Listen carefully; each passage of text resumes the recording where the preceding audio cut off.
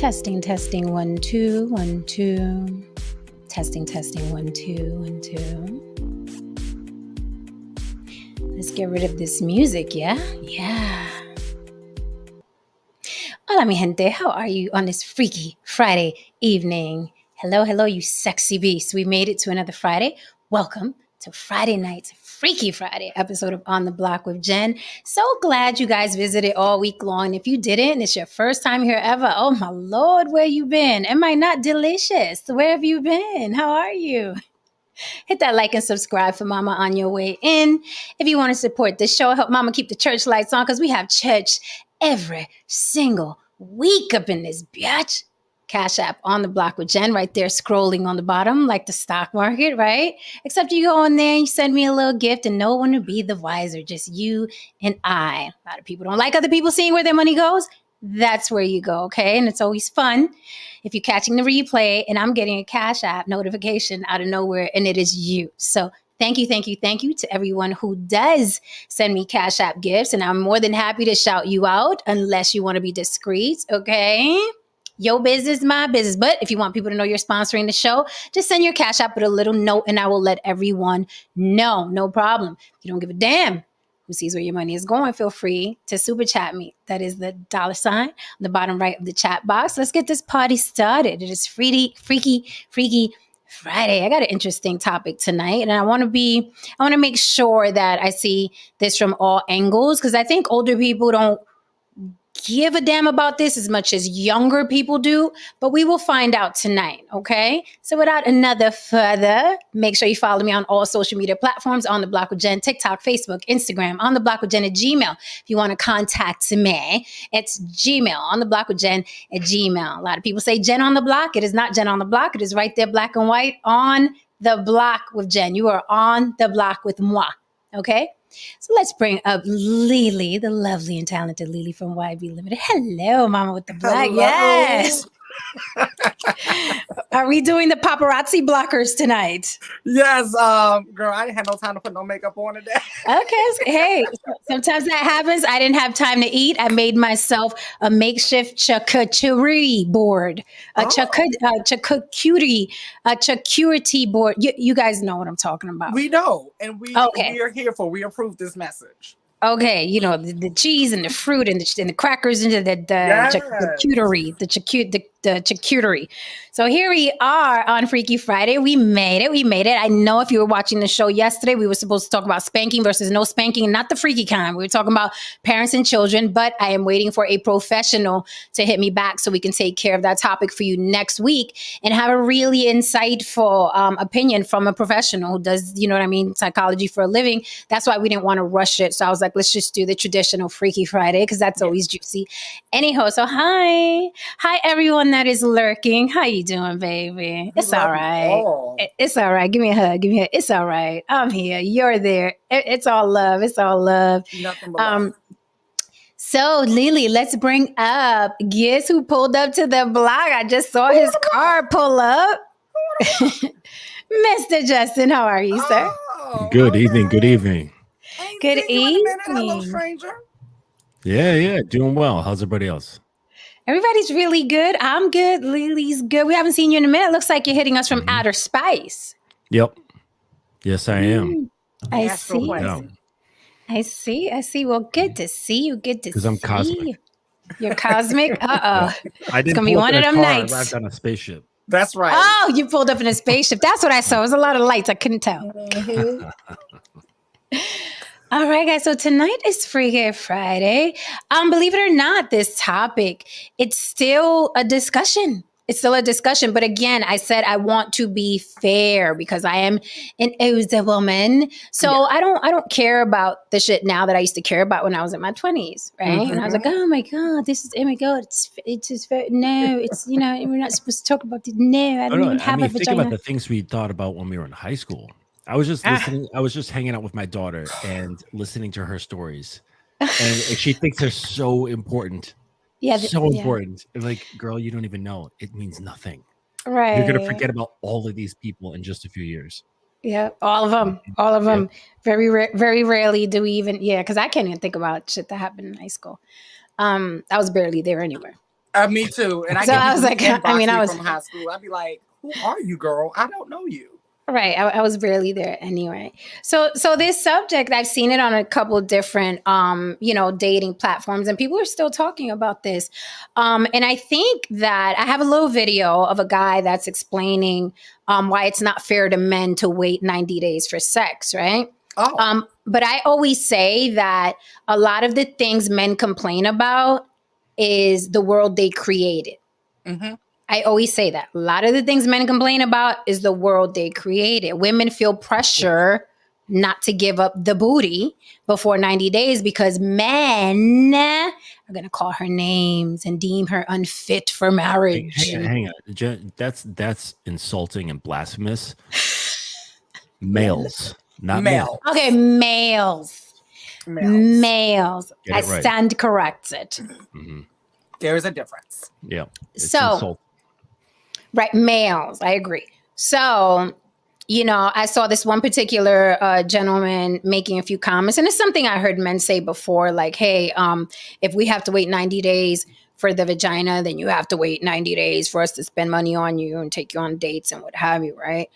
Again, silly to me, but I'm not in that dating pool where it's really, really important, to, save your flower and, right? So I'm going to play this video. This is the guy's response to a woman saying that she still thinks guys should wait 90 days. Okay. And I don't know if the 90 days thing was from Steve Harvey. I forgot who started that crap. I think I'm not sure. I think he repopularized. Okay. Yeah, it was certainly something that was told by someone else. Like, it's not like someone came up with this stuff on their own. They're like, yeah, this makes a lot of sense. It was heard and then recreated over and over and over again, for sure. Okay. So it's like the wedding ring. When you buy a woman a wedding ring, it should be 3 months worth of your salary. Like some guy said that, everybody else ran with it. Don't know why they ran with it. No, you don't know why? It's because they can't think for themselves. Yeah, thank you. That I was about to That's why. like everything else. Because I was like, who made up like 3 months of your set? Oh, anyway, so let me play this video. Humans are so easy to indoctrinate. Yeah. Okay, let's hear this guy out. This is his explanation for why it's unfair. And for a man to vet you, it is the standard to spend money. Okay? For me to get your time, I have to spend money somewhere. In most cases, I gotta take you on a Capitol Grill. That's gonna cost money. I gotta take you at a place that you deem is valuable for you to sit at, right? Which is gonna cost me money, instead of saying, hey, you know what? The realistic thing is, if we just sat here and talked to each other for 90 days, and I'm like, okay, cool. If I FaceTime you, I can't FaceTime you more than, once or twice a week unless I had actually started to invest money in you for 90 days. I'm wrong. So I'm not saying that your box is in exchange for money. What I'm saying is that for me to actually get your time, I have to spend money. But yeah, I can spend your money and get your time, but never get nothing out of it. Is not fair to a man. Okay, so he said that it's not. So what I noticed right away is he said, I'm not saying that I'm paying for your box, right? But then he contradicts himself, which is this guy usually does, right? Because I've seen him before.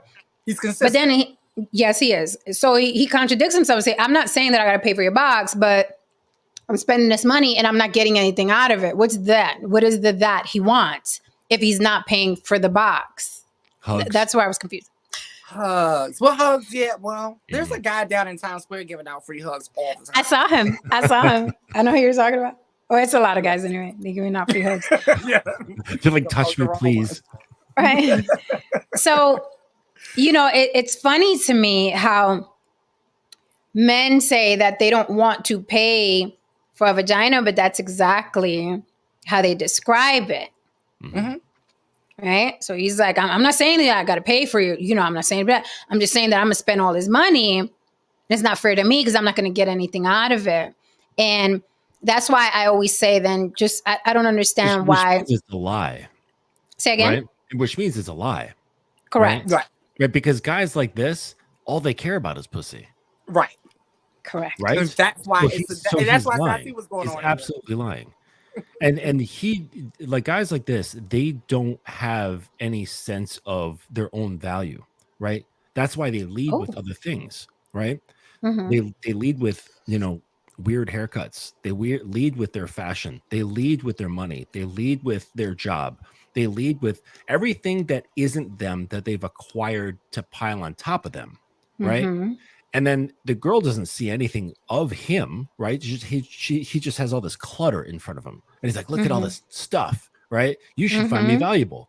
And then, hey, what's up, man? The original colonizer. What's it? Clean your screen. No, Saint. It Oh, looks blurry. Yeah. It just looks blurry. So it's no wonder that girls are like, yeah, all right, you know what? All right, fine. I'll take your money. Fine. I'll let you take me here. I'll let you buy me this. I'll let you do that. Right. But the attraction really isn't there, because if the attraction is there, all that stuff isn't even necessary. Right. But all these guys, they're not direct. Right. And they're like, Mhm. oh, let me take you out. When really, he just wants to have sex. Right. Right. Which I mean, is, that's how it there's seems. nothing wrong with that. Right. And there really isn't. There really isn't. And here's the thing, though. I was listening to my guy Miles Cunningham talk about this, and he's like, Mhm. guys are too flexible, right? So it's kind of like they're afraid to stand on what they are, and Mhm. then face the possible rejection, right? Yes. So Mhm. he gave an analogy. He's like, imagine like saying that you're a Republican, right? When you Mhm. stand out and say I'm a Republican, then you have to face people who say, you know what, I don't like Republicans because I'm not Republican. Okay. And then they don't want to talk to you. They don't want to deal with you. Right.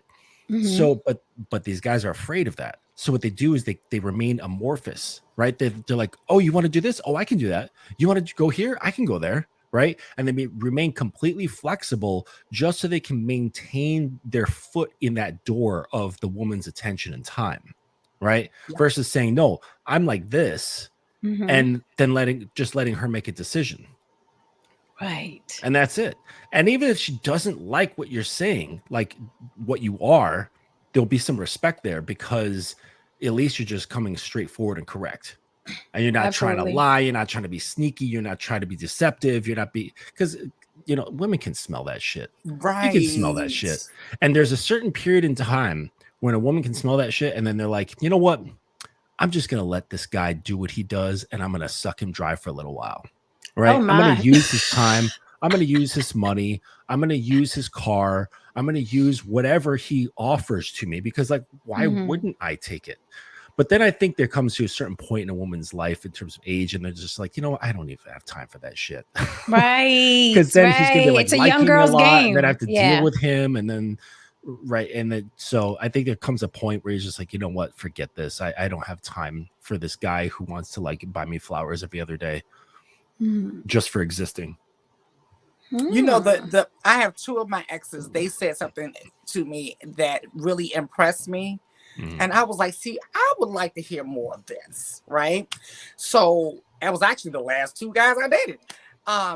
We started dating.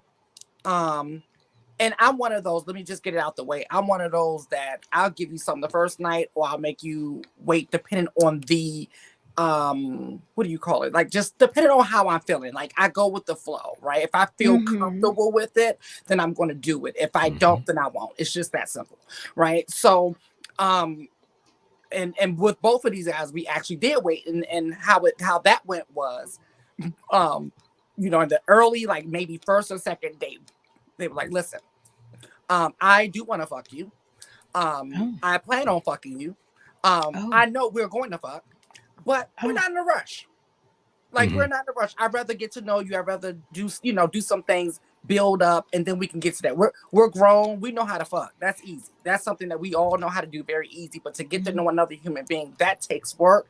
So we agreed mutually to wait until it wasn't like, 90 days or this or that. It just was an organic thing. And I like that. I respected them so much for that, because I was just like, there's nothing wrong with you wanting to fuck me. Like, you should want to. Right. What's up, No, familia? Coach Anthony in the building. What's up, familia? How are you? One of the best boxing coaches on the planet. No cap.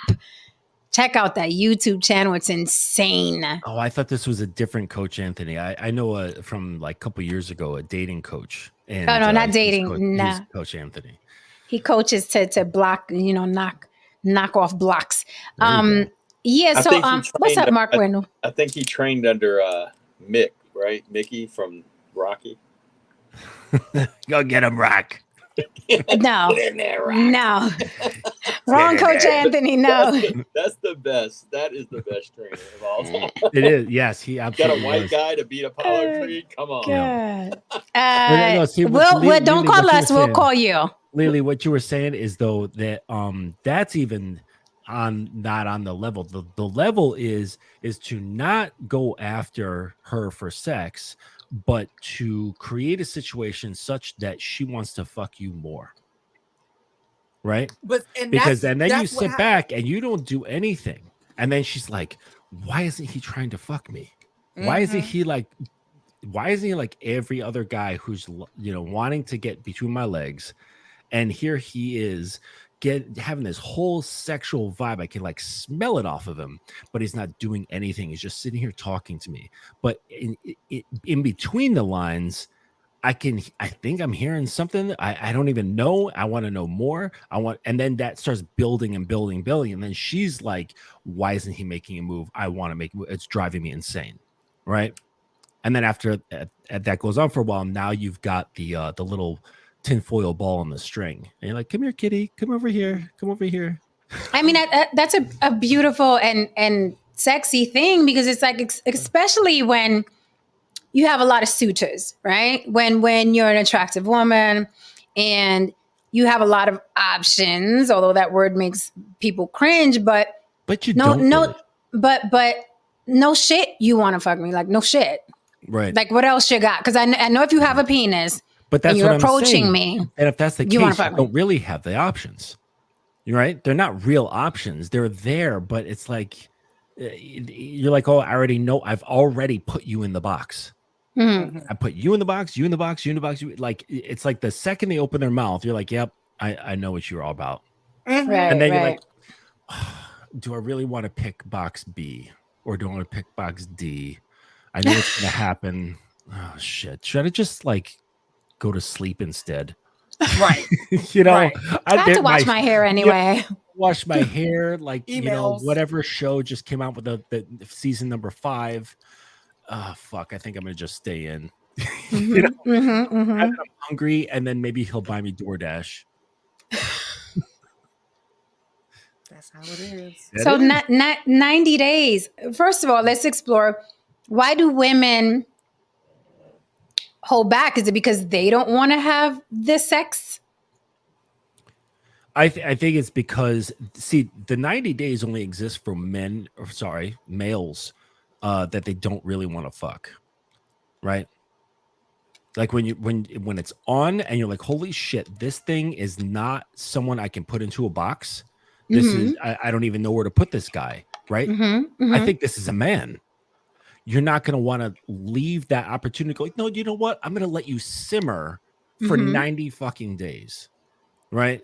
No, that doesn't happen in the history of sex, right? It's like, oh, I want to see if this is real deal. I want to bite the gold, right? I want to see if it's real gold or fool's gold, because I'm having a feeling that this is real gold, right? But all the other options, so to speak, it's fool's gold, and therefore you put it on the back burner to keep it warm for 90 days to see if it like possibly maybe like 4% chance turns into something, and because life offers surprises sometimes, right?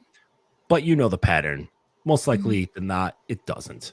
It turns out to be like, oh, you know what? I had a feeling you were going to go into box C, and you landed right in box C. Wow. Lily, have you ever, well, not now, of course, but was there ever a time where you were like, I don't want to do this too quick because he's going to think I'm a slut? Oh, God, yeah. Oh, God, yeah. Because I have a lot of male friends as well. And so I would overhear certain things. And it's like, and I like the way you opened it by saying, well, a lot of these standards were created by them, and it's the hypocrisy. It's kind of like the whole BBL thing.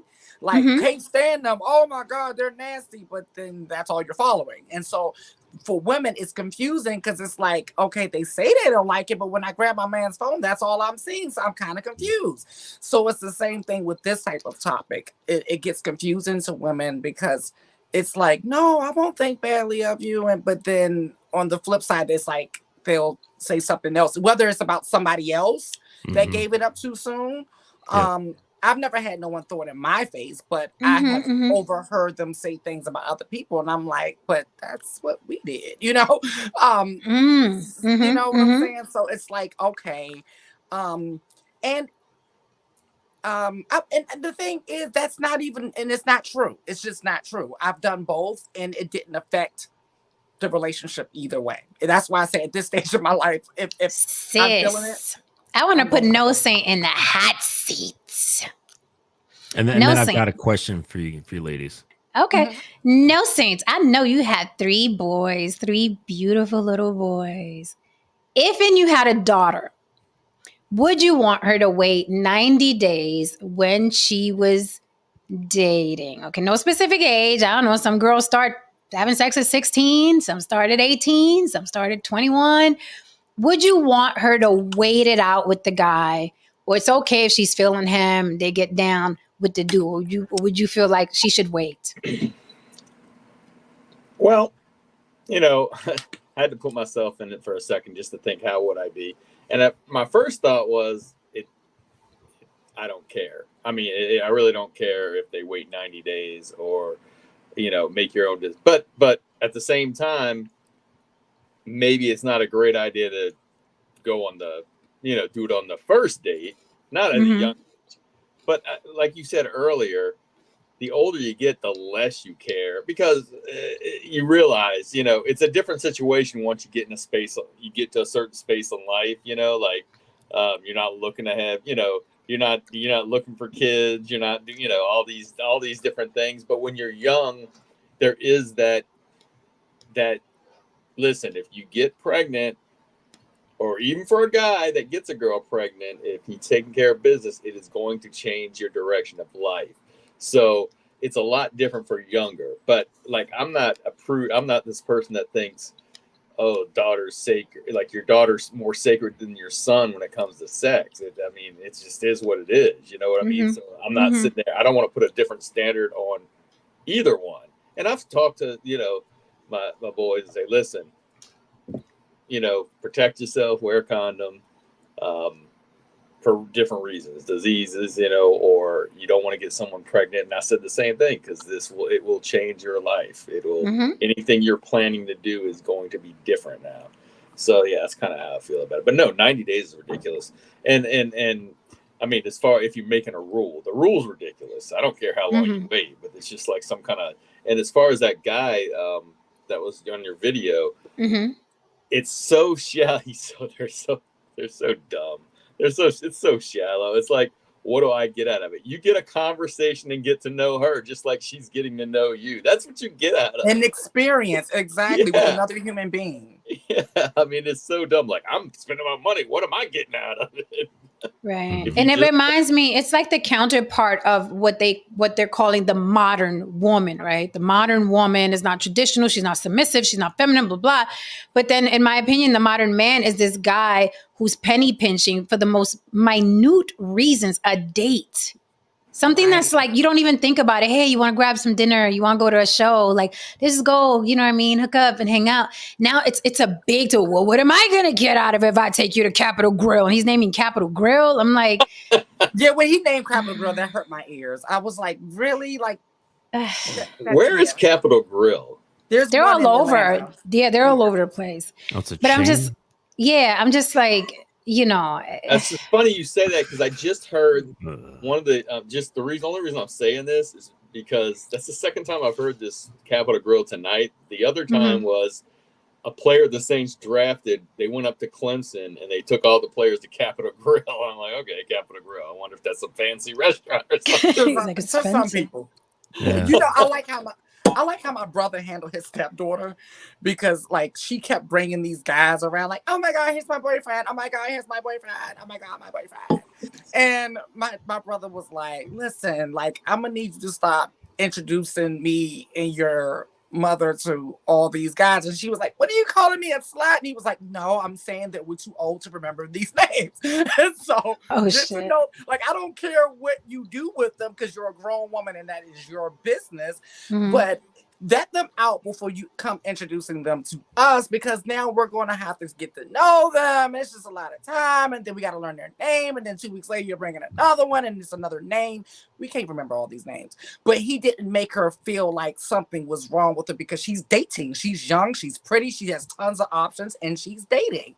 He was just like, keep some of that to yourself, and then as you vet them out, then you can start introducing them to us. So I do like the way he handled that. Okay. Well, I mean, I talked to my daughter, and I told her just listen to her instincts, right? And I was listening to her tell me stories, and her instincts are good. Like, she knows how to smell out a leader, and how to smell out, and well, I mean, the obvious of the opposite, you know, of just like guys who don't know how to make moves, don't know how to talk, don't know how to lead, and you know. And this one boy that she likes, that she, you know, hangs out with the most, he leads. Like he's like, look, we're gonna do this. Let's go here. We're doing that. Like, and checks in with her, make sure she's okay, right? Like, so it's not like blinds leading, right? And I was like, yeah, and so she's describing the situation to me. I say, you know, girl, just listen to your instincts, right? They seem to be spot on. Exactly. The question that I wanted to ask you, ladies, is: have you ever been with a non-judgmental man? Yes. All right.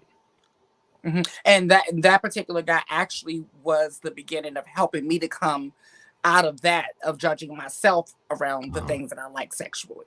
You haven't had Jen, have you? If I was with a judgmental man, I didn't know. No, I said non-judgmental. Oh, non-judgmental. Yes. I would not know, because I think people go with the flow, and then after they're like, oh, I didn't like that. Like, I've been with guys that I've tried to introduce different, like, I don't want to call them kinks because I'm not that well versed, but just like little freaky things. And they're like, no, I don't want to do that. No, so I'm sure after we broke up, they probably told the next woman, look, I dated this girl and she wanted me to put a gun in her head. And I was like, no, I can't do it. You know what I mean? So maybe after, like, maybe not in my face, but I'm sure after I scared a couple guys, like, and, you know, and I'm probably some story now. I'm probably some ex-girlfriend story now to some new woman. But no one's ever directly. Well, no, that's not true. No, I think did my you ever first get a relationship. sense of being judgmental? Yes. I would say Like my first relationship. Or a sense of non-judgmental. So the reason why I asked this, because you both said something about that little thing that happens, that tricky little thing that's like, well, if I don't make him wait, I don't want to be perceived as a slut, right? And the thing is that the only ones who will perceive you as a slut are average males who are just trying to sleep with you, right? Who are obsessed with pussy. And it's funny because they're the ones who are going to be first to judge a woman for her sexuality. Damn. They're always the first ones to judge for their sexuality. The guys who get ass but don't worry about ass, they don't prioritize it, and they're very open and non-judgmental. They're the ones who can easily call a woman slut and it puts a smile on her face. Right? She doesn't mind coming from that guy because she gets a sense that he doesn't actually mean it. Right? Or he means it in a loving way. Interesting. Hello, Heron DeMarco. Hey, sis, what's going on? How you doing, brother? What's going on? This is a how you feel, man? It's a 90-day rule. I'm sorry, I'm not privy to this. So many fucking this shit. You never heard let me of tell you something. Let me tell you something. Look at the top row. Look at the top row of the panel. Look at the bottom. Why do the guys on the bottom look like it's first 48 and they're about to interrogate, okay, the suspect? They both look like detectives at First 48. What is going on with y'all? The Now you got me colors wanting and to watch that. everything. The It's one of colors those and nights. I everything. guess it's one of those nights. I see. Lily was like, I'm coming in the shades. I'm like, I'm like, right. man, I mean, it was just one of those nights, man. It is one of those nights. I'll do When better I'm in next the- week, man. I promise. no, there's nothing wrong with it. I'm just saying, y'all both look like you're at the, especially No Saint. They leave No Saint alone. He probably didn't save like 3 cats, put somebody on his back. You see, like, got the badge and everything. Yeah. So this kid, you know what I mean? I'm sure he's a kid.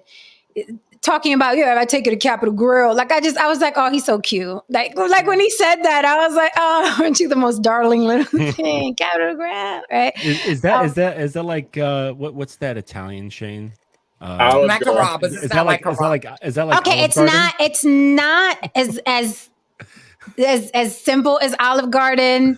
But It's like it's a above. national chain. It is. They have them all over the place in different cities. It's that, yeah. It's not like Lowry's. It's Capitol Grill. It's like the go-to. It's like above, I would say above Red Lobster. Right. Anything's a national chain cannot be 5-star. It just cannot be. It's I guess I don't know. Maybe they deem it expensive, like, because he did say, "You want me to take you to the Capitol Grill?" I'm like, And he is young, and that's his right, and that's why I want to be fair. I want to be fair because I'm not thinking the way a 20-something-year-old woman is thinking anymore, right? So I want to be fair. Like, women in their 20s are probably like, no, I don't want to sleep with him too fast because he's going to think I'm a slut, and I don't. But again, men made that world.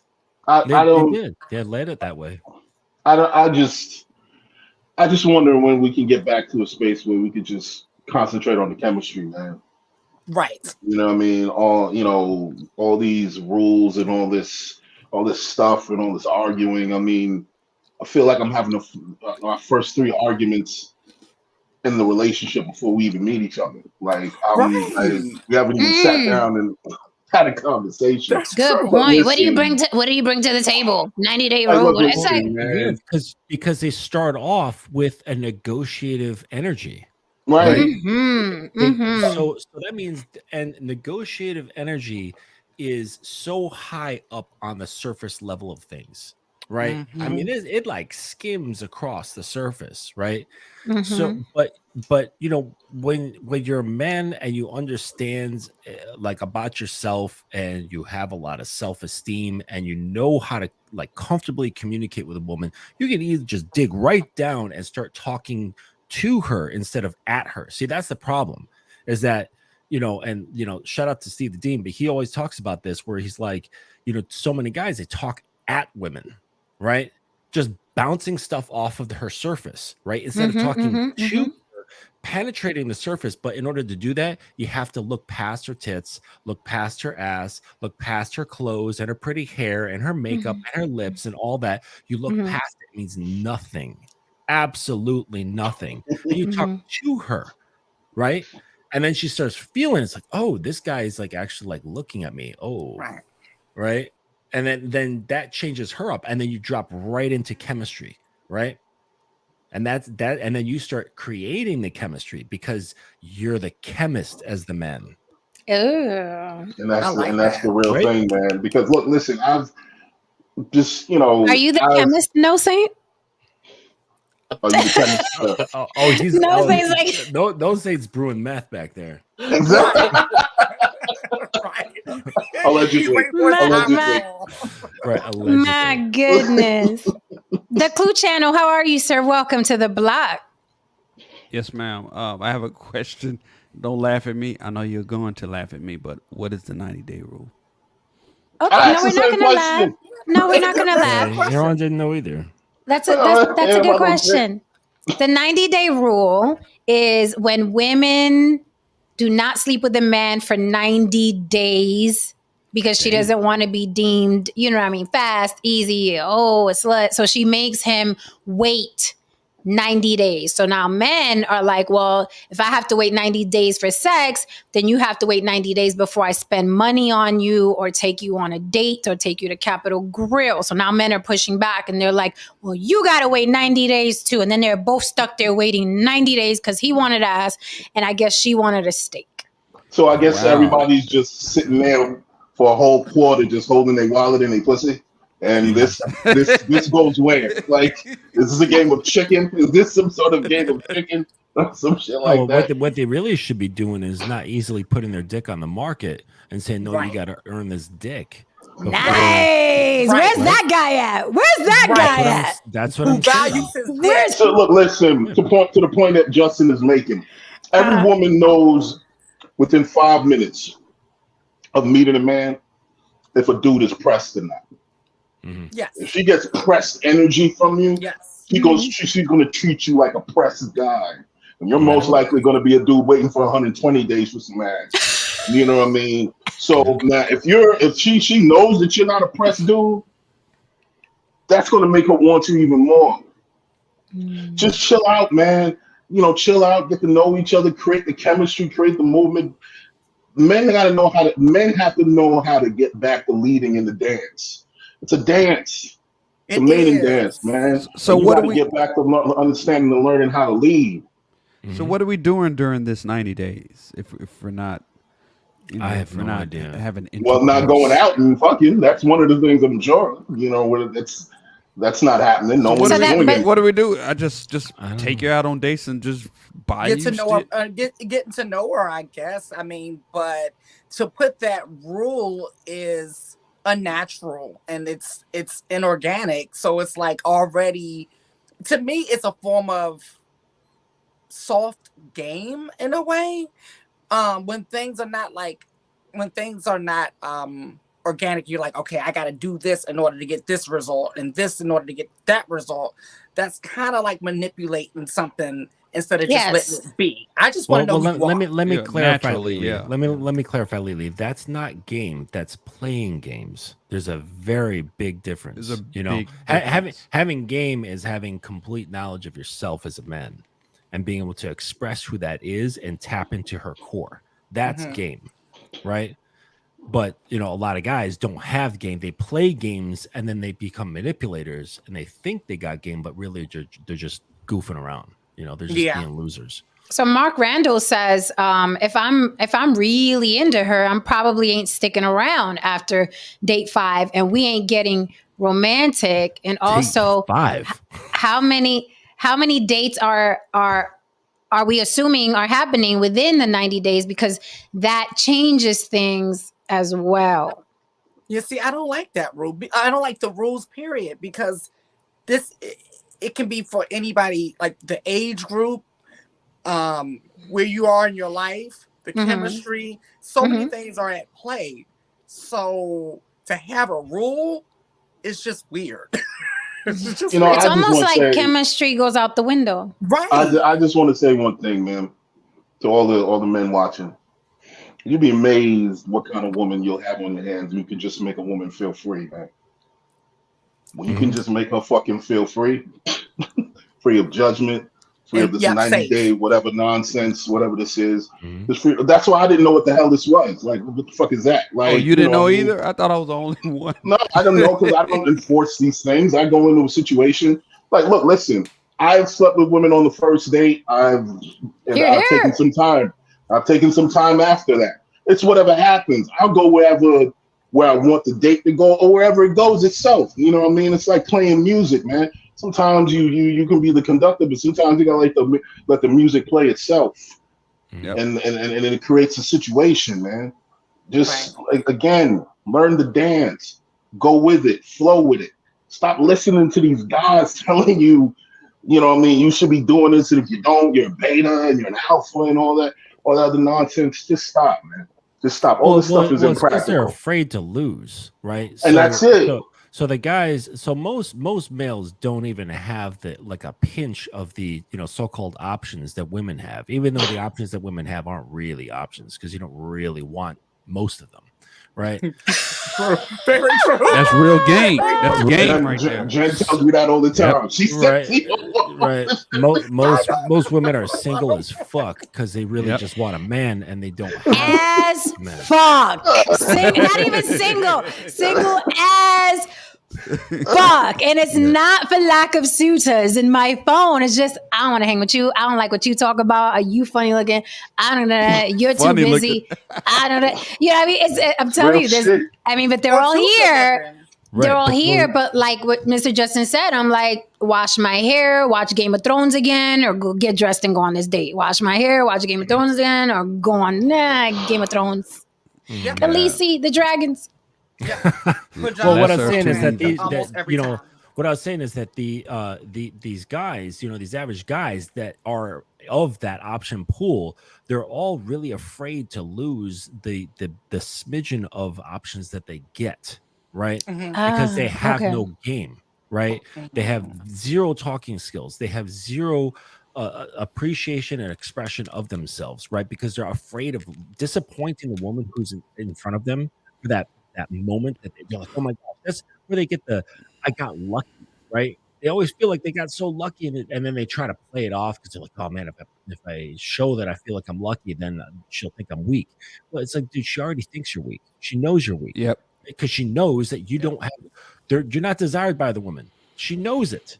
So am I being unrealistic because oh my God, maybe I'm being unrealistic because I have very little pity for men who act that way, because I'm like, motherfucker, if a woman rejects you, just say bye and go on to the next one. Sure. Just say bye and go on to the next one. So am I being unrealistic because he's like, no, this is the one that I got to get because I don't know when other three are coming, right? So I need to hold on to this. Is that what it is? That's his flaw. That's it his could be flaw. another 6 months before that's he's not actually like out unrealistic. again, and he's like, "Oh man, I really want to get laid." Like, so it becomes this like almost obsessive sort of thing, right? Okay. You see, the problem with women, So a lot of lose that. the problem with a lot of you women, and I think I've told both of you this. What do you mean, you women?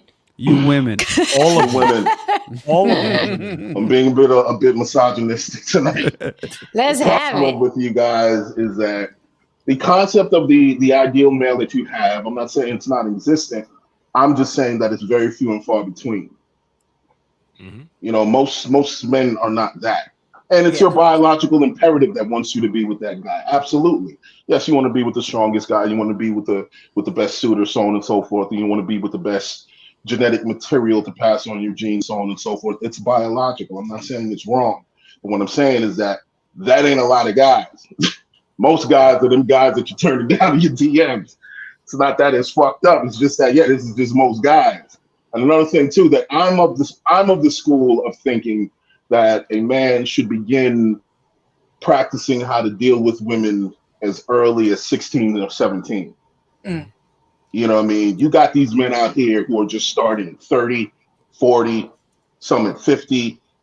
And it's like, dude, like you're trying to play catch up and cram in maybe 20 or 30 years of trial and error. And within that time span, you're trying to find the woman of your dreams. And it's like the math is not really on your side, most of the time. So, hey, look, man, I've said stupid shit. I've made mistakes. I have failed. Yes. You know what I mean? So on and so forth. It's a part of the learning experience and so on. But I did all those things way before my fucking 20s and, a deal of my 20s. So when I grew into adulthood further, I understood how to control the dance. I understood where this is going before it even goes there. You know what I mean? Well, so you mentioned the thing about like what's in a woman's idealized fantasy, right? Mm-hmm. The problem is that guys hear this and it gets into their mind, right? And and it goes one of two ways. Either they go, "Oh, I'm not that. Fuck her," right? Or they go, "I'm gonna try my best, my darndest, to get as close as possible to that fantasy ideal," right? Which means you are following. You are reacting to her. She's saying, "I like this." And you go, "Oh, I don't like that." Or you say, "I'll try to be that," right? Which means she is leading you without even saying much to you. That makes sense. right? And that shit always dies. It always fucking dies, and you see that fucker go right back to who the fuck he is. Yep. Always. So I've seen it. When you're a man, right, you don't listen to any of that, right? When you got game, and I'm quick. I define what game was, because it has nothing to do with her. It has to do with the men. That's what game is all about. You replace her fantasy. That fantasy goes away and it becomes you. And she's like, oh, you're the dude. You're the guy that I've been, right? And it's like that, those idealized things, they just melt away. And all she can do is think about you. You know what? You on to something. Right? Right? Yeah, it's only when she's surrounded by average males who are fitting into all these boxes, and she goes, oh, I don't want all that. I want this thing that's in my mind, right? But it's like when a real mother effer, my girl doesn't like me swearing out here like this. But so yeah, say what's up to my girl. How you doing? So when you're real like that, you replace those fantasies. And then you become the object of her desire and worship. Absolutely, man. Like I say it all the time on this channel, man. Stop spending so much time pressed about the female gaze, man. Yeah. Understand who you are as a person and who you are as a man, and you'll find whatever you need to find. You know what I mean? If you go on your own path, there's not enough stressing about it. Let me ask you something, Mr. Justin. Yeah. The guys that you meet that you coach and so on and so forth. I'm just asking, like, out of every 5 guys, how many actually really put in the work? I'm just curious. Who put in the work with me? Most of them. Like maybe 5 guys. Out of 5 guys, like, do all of them put in the work? Or maybe like 2 out of 5, I'd say 4. Yep, that's a good number. That's good number. Yeah. I mean, like all the clients that I've had only 2 drop off, and because they were too emotional. Right, they couldn't handle me pressing them on themselves. Like I'd take the mirror and like shove it in their face, and they couldn't handle it, and they took emotional defensiveness to it, and they got really irate, they got defensive, and I'm like, they're like, I can't do this. I'm like, all right, here's your refund. I'll see you. Oh, they were born. Are you a dating coach, sir?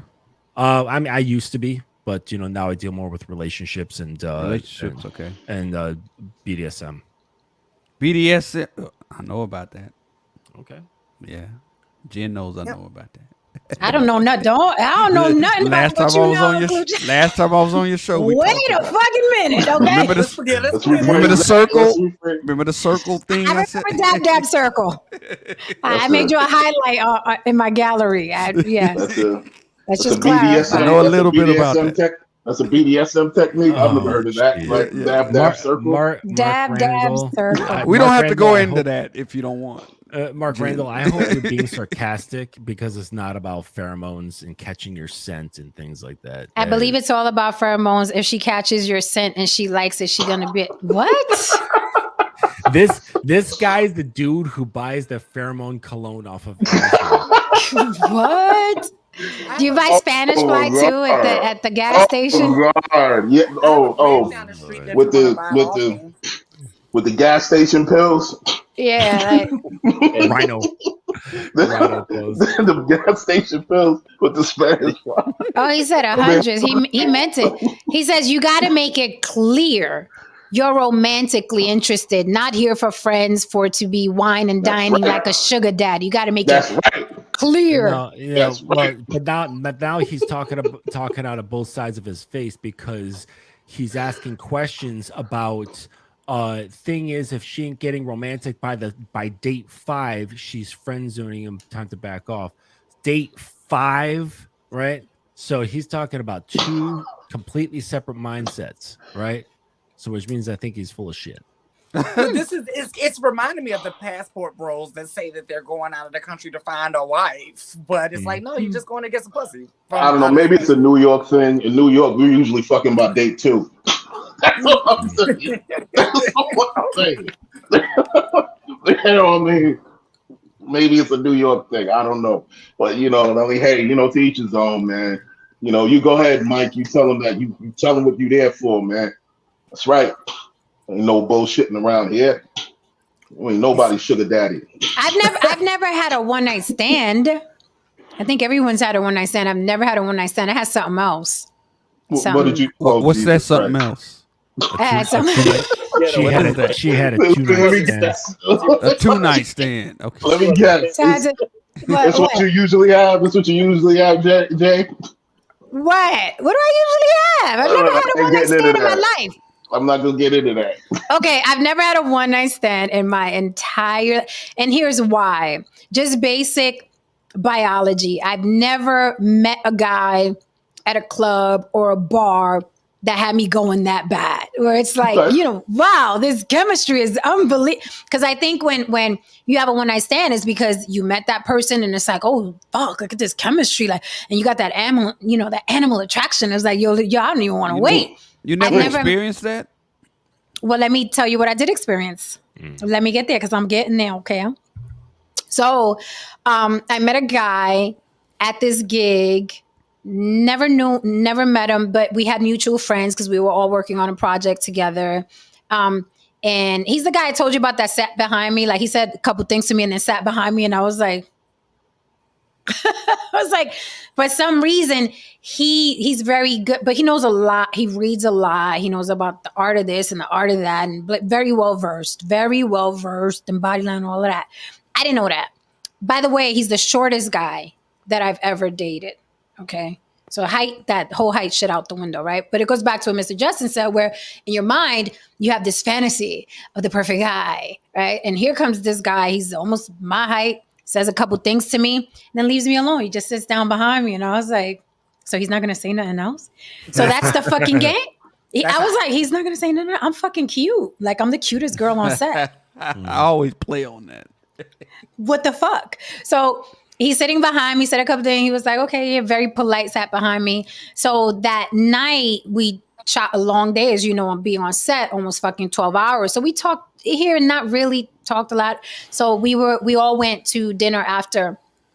Long story short, we all went to dinner after, the whole crew.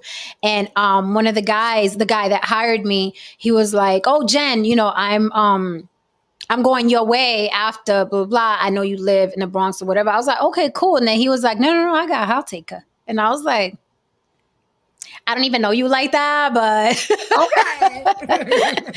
Okay. he was like, no, because I'm leaving now anyway. So I was like, I didn't ask anyway. So we hung out for a while. I'm talking about fucking hours. I'm talking to this guy hours and hours and hours and hours and hours. And it went down in the fucking car. There you go. It went down in the fucking car. It was fucking insane. And then after, he's like, oh, hey, I'm going to go visit my friends in Jersey. You want to come? And I was like, okay. So we went to his friend's house in Jersey, and we're on the floor playing with the friend's kids and hanging out with the friend. The friend happened to be a little person. It was a very crazy night because we pulled up to the friend's house and his friend opened the door and he's 3 feet tall. It's a little person. And he just breaks into... They keep getting shorter. I was Listen. just about to say, like, there's No, something it's crazy. He freaking... Mini-me. I'm in the car. Dropped 12 inches. It's crazy. I'm in the car and he opens the door. He was like, we represent the lollipop. And I was like, what the fuck is happening tonight? It's a trippy night. It was real trippy without the drugs. I'm about And, to say, thank God you weren't on acid. It's crazy because we spent like hours together and the chemistry was through the roof. And he was very nonchalant and casual. He didn't act like he wanted busy. He didn't. And for many years after, we stayed involved with each other many, many years after. So it's not always like, oh, if it happens on the first night, you're never going to see me again. Like sometimes it happens that way. Sometimes it just happens that way. And I'm pretty sure maybe sometime during that week, some 6'2", 6'3" guys shot his shot and he got shot down. Exactly. Here goes this guy, Exactly. Because I was like, all 5 foot of them on stilts. And you know what I mean? Got some fucking action. I swear these guys out here just like, listen, I think people are winning out here, man. Like, I think it's because we spent all that time together, and then watching each other, it was like a speed relationship where we were both in situations where he saw me interact with my family and my friends and my work, and vice versa. I saw him interact with his family and his work. And then it's like we were like just kicking in, and we had dinner together. It was like a speed relationship. So by the time the sun went down, and I was like, I want you. It's like, Listen, I just want to say something. Fellas, stop underestimating the power of one thing. It's even more powerful than your penis. A woman's fucking mind, okay? When a woman has a perception about you, man, I don't give a fuck how tall you are, what you are, broke you are, whatever. If she has a perception in her mind, she said, that's my baby, that's my everything, so on and so forth. In that moment, man, listen. Now, when that perception breaks, Yeah. and she sees you clearly, Right. The filter ugh. gets lifted. You're like, I'll drink. completely I'll different situation. I'll drink to that. Fucking thing. Jen's original point. Sherelle's in the building. Hi, Mama. Good to see but to you. Jen's original point about the like leading, like what did you say? What was that thing you said? Like all the things that you got, you got yourself here or something like that. To the guys who have like terrible situations. The guys who got in this 90 route, like That they've women created the feeling- shitty Right, situations yes, that they're yes. in. Okay. Haran, you just described it. When that perception breaks, it's because of his behavior. Right? Exactly. She didn't Exactly. change. She's been Exactly. following and reacting to you the entire Mhm. time. Right? And Mhm. That- you changed up, and or your mask slid off, right? And because you're Mhm. trying to be something that you're not, and then you couldn't keep it up for that long, right? And then you get lazy, get complacent, or whatever, Mhm. and then she's like, "Oh, I can see you now, totally differently." And maybe it's still real him. Maybe they both are real him, but now it's just she's responding to this you now, Right. and it doesn't turn her on, right? Right. And she's like, Doesn't- all right, I gotta go. Like, Rod doesn't leave a stupid. trail. Doesn't leave a trail when she walks.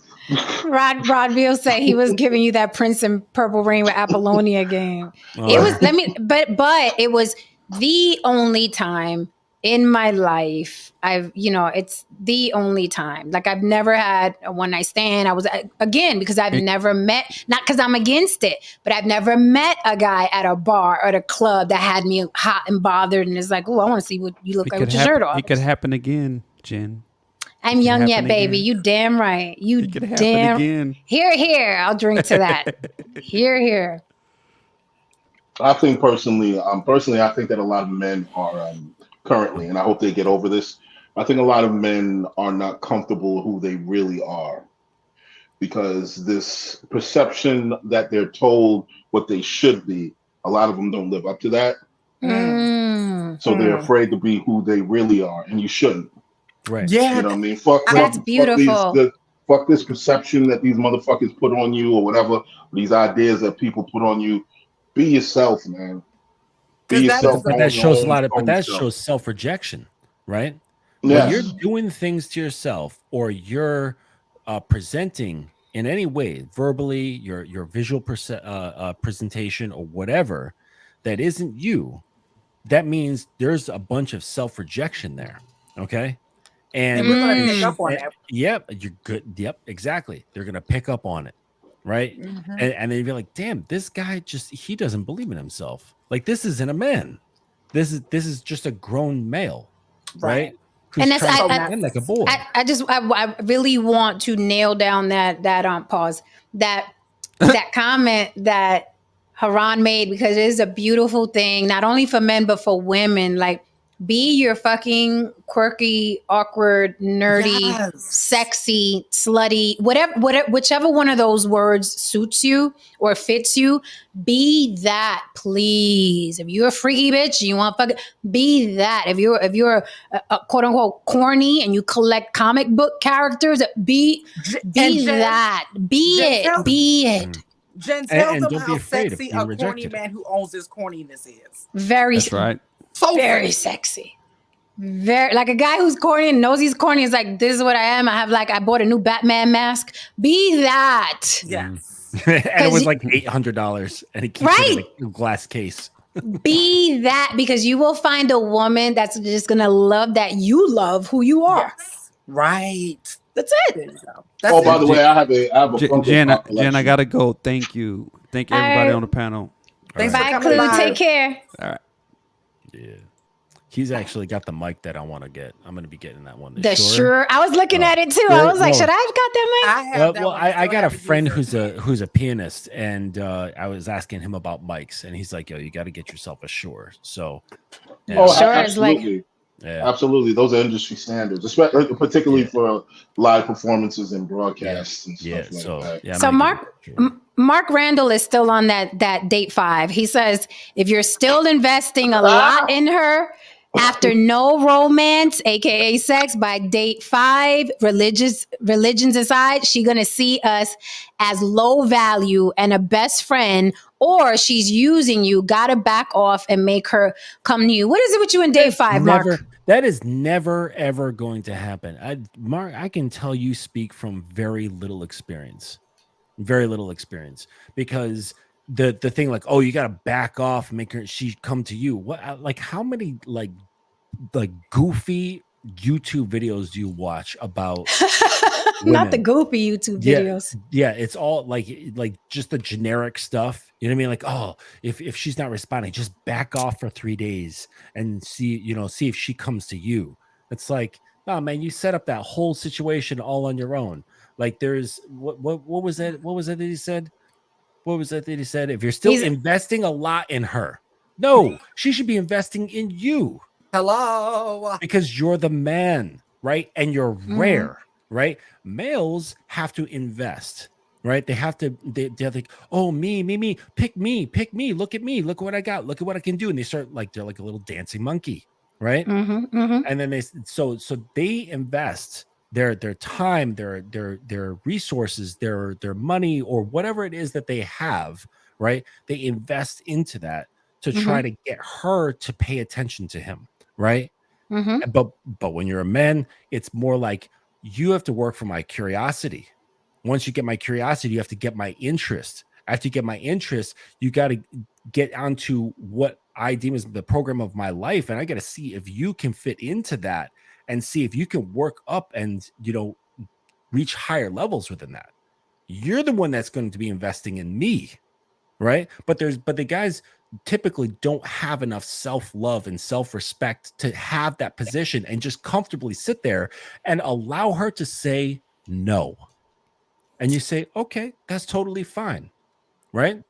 Here's my number, or keep my number, and you can come back whenever you want. But understand, if you do, you might be sitting the bench because someone else might have taken your spot, So thank you for the super chat, Don Levon. Don Levon says, the only 90-day rule I'll abide by is we'll date for 90 days. If we don't like each other, or if we aren't going anywhere, we'll stop dating. What do you think about that? Justin, so what do you think about this lack of, why do you think, or I guess what place do you think this lack of self-respect comes from? That you see when you deal with these dudes. Just growing up that way, like you learn it by seeing it, by experiencing it, right? So unfortunately, a lot of it comes from childhood stuff. You know what I mean? Having parents talking down to you, or at the very least, not having parents talk you up, right? So you've got negative reinforcement and positive reinforcement. So negative reinforcement, it can either like crush somebody, or you can use it in a way to remove behaviors that you don't want. Okay. So, and Haran, you probably know about this, like when dealing with like in DS dynamics, but also if you want to have if you want to see something that's not there, you use positive reinforcement. And you're like, all right, good job. And you reinforce what you want to see, but you don't have people growing up with this regularly in their lives. Right. So they don't get a good sense of self, like, oh, this is good. All right. This makes me feel good. And then they grow this sense of self and self-value and self-awareness and awareness of self to actually value, right? But instead they get caught into looking outside themselves to create something that they think will be appealing. And they spend the rest of their lives hoping to get the validation from other people, namely women, right? And also, I want to add to that we, society, but there's so many images of men and women that millions of people try to live up to, whether it's on the woman's side or the man's side. Like society picks like, this is what sexy is. This is what a sex symbol is. Like, why are people still, I don't care who gets offended, but why are people still putting up fucking pictures of Marilyn motherfucking Monroe on their wall? The bitch is dead. She's been dead for decades. And yet, decades later, people are still telling women and young girls, this is the epitome. That's why she's on the wall. Might as well be the white fucking Jesus. It's just like men, the Marlboro man. Women like the man with the beard and the cowboy hat. So then men, and then insert the 666. So there's a bunch of people out there, just like in school. Like, you can't put 30 kids in a school and expect them to do well when they're all so different. It's just like men and women. You can't expect to make Kim Kardashian and Marilyn Monroe the epitome, and the majority of women don't look like that. And a lot of them don't want to look like that. But men are looking for that. Well, you got to look like Kim Kardashian. You got to look like Marilyn Monroe. So then we grow up under that. Like, it's like, you know what? Everybody doesn't fit. That goes back to the comment I made about, and it was kind of controversial. Like, there are a lot of males out there that need the validation from other males to know what woman they're supposed to date, right? Meaning, once he dates her, now she is the standard, because Diddy was with her and this guy was with her, but before she was just a regular waitress at Waffle House, right? But now that this man has put a stamp on her of an endorsement, now she's become the standard instead of having, because that's really how these overinflated bodies became the standard. It was, they're following their favorite whoever. So I get it to a degree, coming from a male perspective, particularly when you're young, when you're in your teens or whatever. I mean, yeah, of course, you want to be seen with the bad chick, you know what I mean? You want brothers to be in awe and so on and so forth.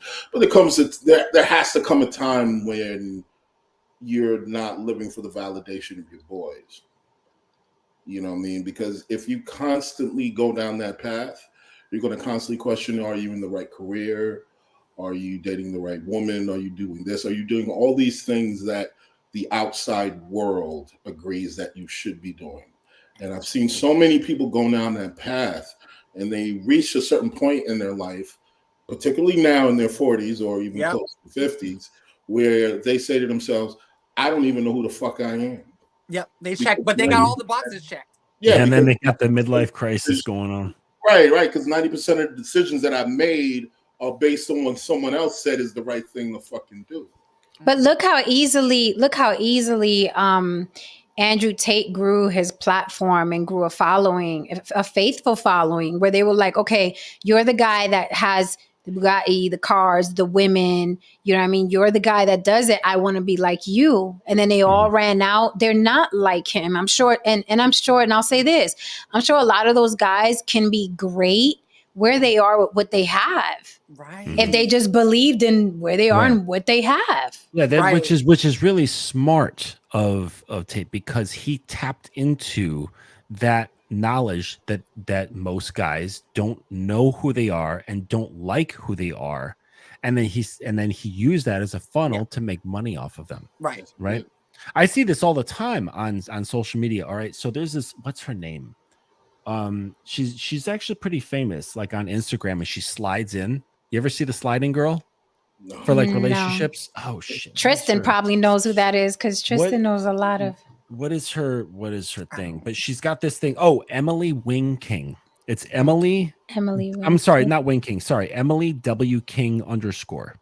And she has this thing where she slides in like in front of a mirror, and she's got her phone, and she says these things where she caters to the average male, his fears, his concerns, and his pain.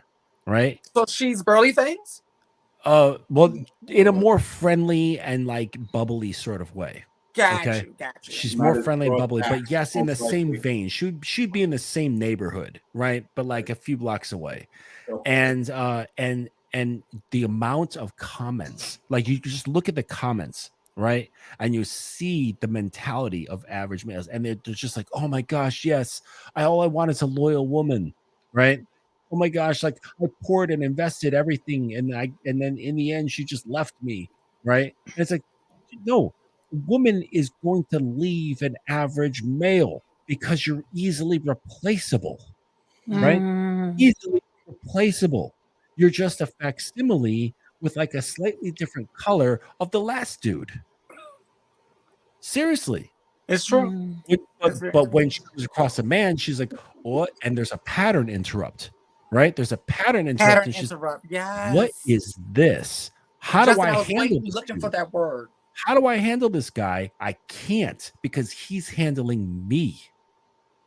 Right. Yeah. And I don't even have to, and then after a while, your thoughts start going away. It's like, oh, he's just thinking for me. He's just doing for me. He's just leading me. Right. And all I have to do is just learn to trust him, you know, which naturally takes time for anyone. Right. But I was looking for that word. I couldn't think of a word to describe the pattern interruption. Because there's been men who have come into my life, and prior to them coming into my life, I thought I wanted this, and then they interrupted my pattern with something new that I'm like, I didn't know I like this. Oh wow! And so yeah, they are rare. They are, but the other ones are dime a dozen. They're just. So we can contend right now that you women are basically saying that women are attracted to quality and not necessarily quantity, because the math basically says that you're always going to have quantity, but you don't always have quality. See, with men, you know what I mean, you know, most of the times, unless we're in a particular situation, we don't have quantity of options and so on and so forth. Right. So with men, you know what I mean, but however, if one is prepared for a number of options as a man, and being prepared, I mean being well within yourself, knowing who you are, knowing how to move in those situations, then you can balance those options, and then you can move through those options without behaving like a famished dog or a famished animal. You know, and that's the problem a lot of times. I was saying to Jen earlier that a lot of these guys now, you know what I mean, the Fresh and Fit and the Andrew Tate market, a lot of these guys, you know, particularly if they're in high earning fields, a lot of them never really had strong experiences with women before they got money. Yes, very clear. A high paying job before they went out there, and you know, I mean, before that they were invisible. You know what I mean? And now, because they had no game, they just made themselves into a mark. That's just they just made themselves into a mark by doing that. Yes. Hello. But this is why when we had, if you recall, there was a gentleman up here many moons ago. And him and I got into a debate because he kept insisting, and Lily and I were saying, no, he's not. He kept insisting that Andrew Tate was charismatic. And the women on the panel kept telling him, no, the fuck, he's not. He is not charismatic. What he has, he's cosplaying, right? The alpha, I got the Bugatti, I got the money. That dude would repulse me if I had to sit and speak with him. Right. He would fucking piss me off. He didn't have swag. He didn't have game. He didn't have like, I'm going to get into your head. You want to be with me? You want to fuck me because I got a car. I'm like, that is not charisma. It's not charisma. Stop telling women. We know it's not charisma. He's just loud and he talks fast. Yeah, and he was like, no, he's charismatic. He's making, yeah, but and then his reason was, well, did you see him on that podcast? One of the women there didn't like him, and then by the end, she liked him. I was like, it's not because he's charismatic. It's because she's like, oh, he got what? Wait a minute, he's a little goofy, but wait. I mean, I think it's even a bigger thing to consider the guy who's paying that much attention to another man. Oh. Well, right? I mean, I didn't say it. Like seriously, there's guys who worship other men more than they worship themselves, and even women, right? So these guys who previously worshipped women, right, because Mhm. they can't really get them, so they're just like, oh my gosh, and they call them queens and princesses and all these things, right? Mhm, mhm. Then people like, you know, like the FNF guys and Tate come along and they start shifting their focus and start worshiping these other men. It's like, why are you worshiping another man? Is it because they're living is it because they're living vicariously through them? And it's like, I can't do it, so I might as well worship the guy who is. They can't lead themselves, so they need to be led. So first they're being led by pussy, then they're being led by a dick, right? Jeez, it's just being led back and forth, to and fro. Right, exactly. Just like a leaf in the wind, right? Because they can't think for themselves. They're afraid to, because like my friend about the Republican thing, they're afraid to stand on something and someone's saying, I don't like that, right? Because they're so desperately in need of having someone accept them. So they're like, I'll be anything you want. I'm amorphous. I'm just like, you know, taupe. I'm not really a color. Not taupe. I'm taupe. I blend with everything. Exactly. Oh God. That's what most guys are. You know, try it out. Go on a date and be something that you're really not, right? Be like, you know, like Jen, you're like an outgoing, like adventurous person. It seems like, you know, like make it like you go out on a date, be like, you know what? I'm just a homebody. I'm actually, I collect like little ceramic kittens and I knit. I actually have a podcast about knitting and a massive fan base, and I run a Discord, and it's just all about knitting. Right. And if he's really into you, you'll watch him shift into you. He'll shift over into your lane to kind of side up with them. You're like, oh, that's really cool. I like that, you know?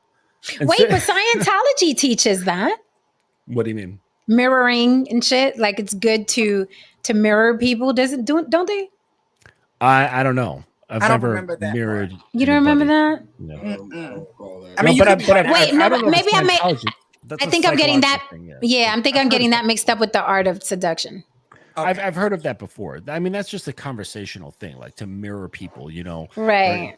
I've only heard that to be used in like job interviews, you know, where like the person like leans back and then you lean back. And they lean Right. But that's not how I used to get my job interviews. Before I was just a New York kid, and I would just be sitting there knowing damn well I lied on the resume and I didn't have a degree or anything like that. And I would just sit there and I would look around their office and I'm like, oh, this motherfucker likes hockey. How about them Rangers? Oh my God. And he's like, yeah, look, I like the Rangers. I was like, do you? Oh my God, that's a picture of that. Oh my God. You know, that I would do that type of thing, like just case the joint. You're like, oh yeah, I like color blue. Wow, that's a nice blue. You know. No, but that's the way to do it actually, right? Because and I didn't even know. I just did it. With interviews as well as on dates, okay, guys treat it the same way, right? They stay on the surface and they deal with just information, right?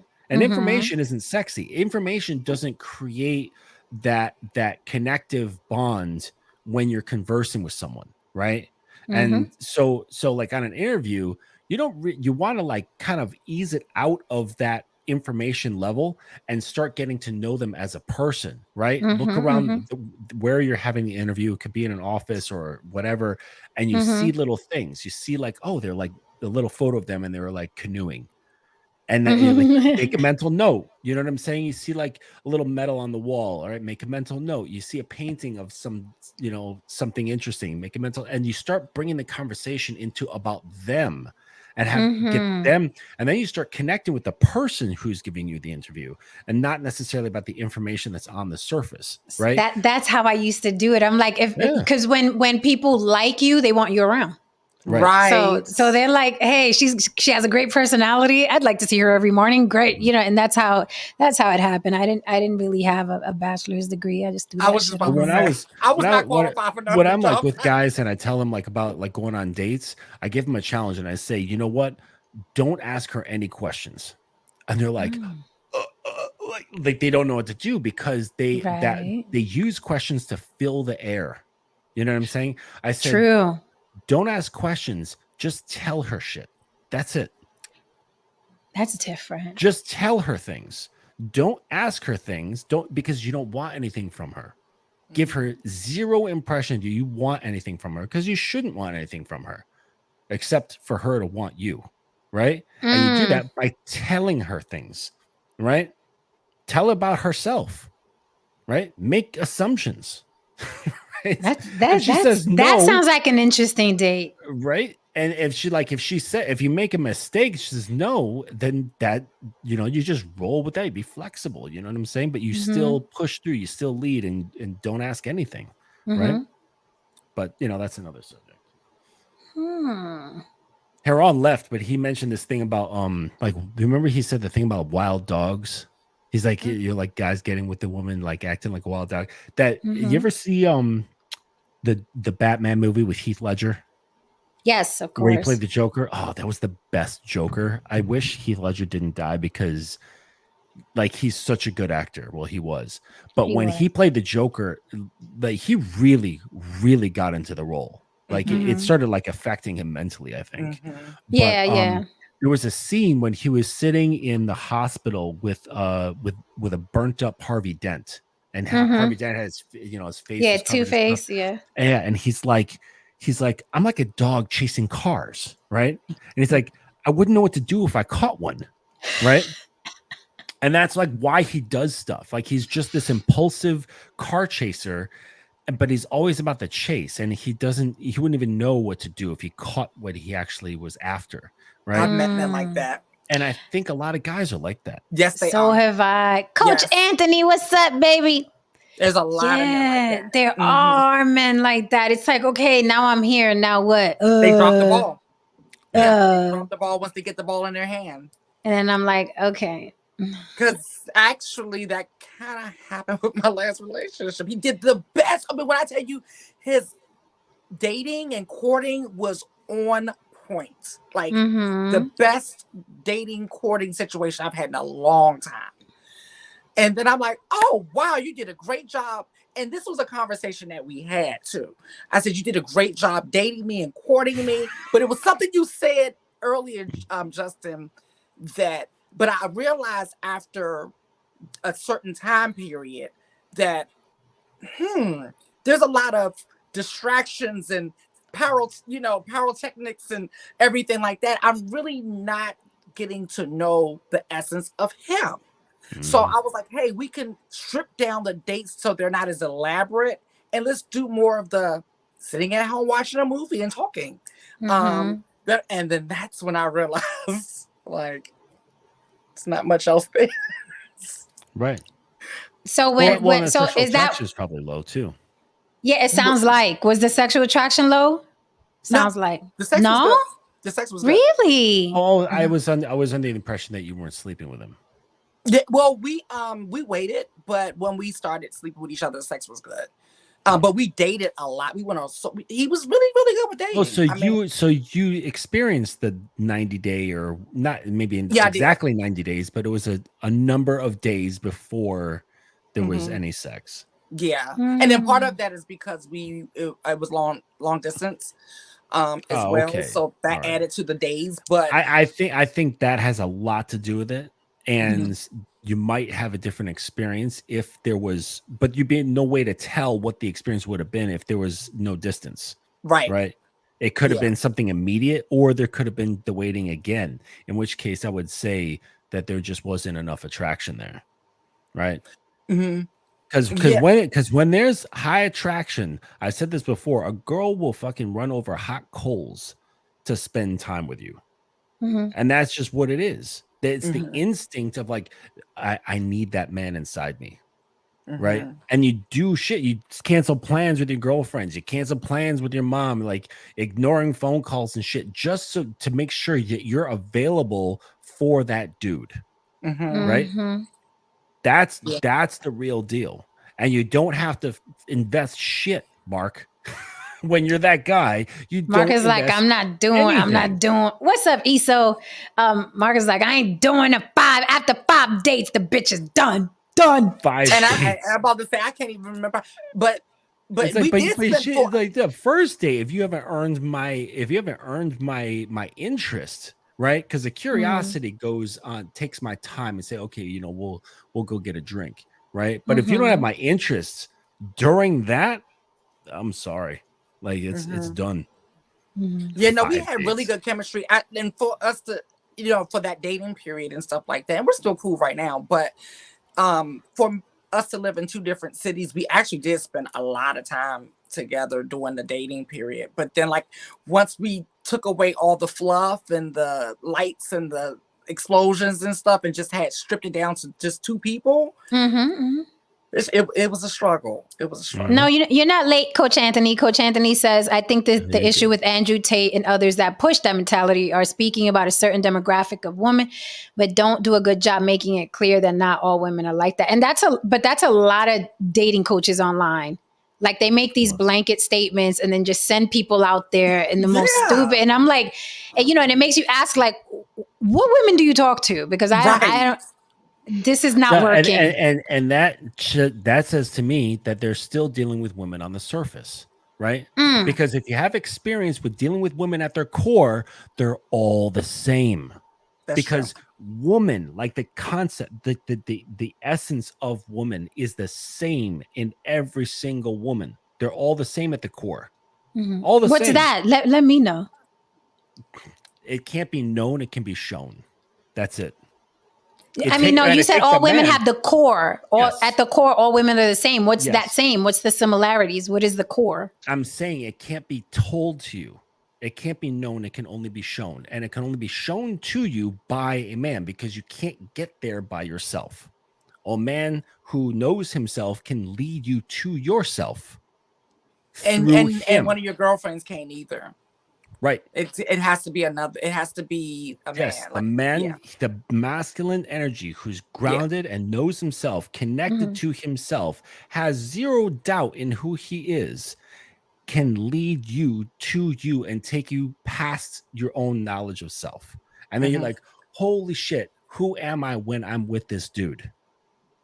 I'm becoming someone that I didn't know was available to me.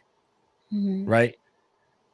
But guys don't have that experience. They deal with women on the surface and like, oh, she's like this. She lives in that area. She has this kind of job. She looks like this. She has this color skin. She's got this kind of hair. She, grew up in this, state. She went to this college.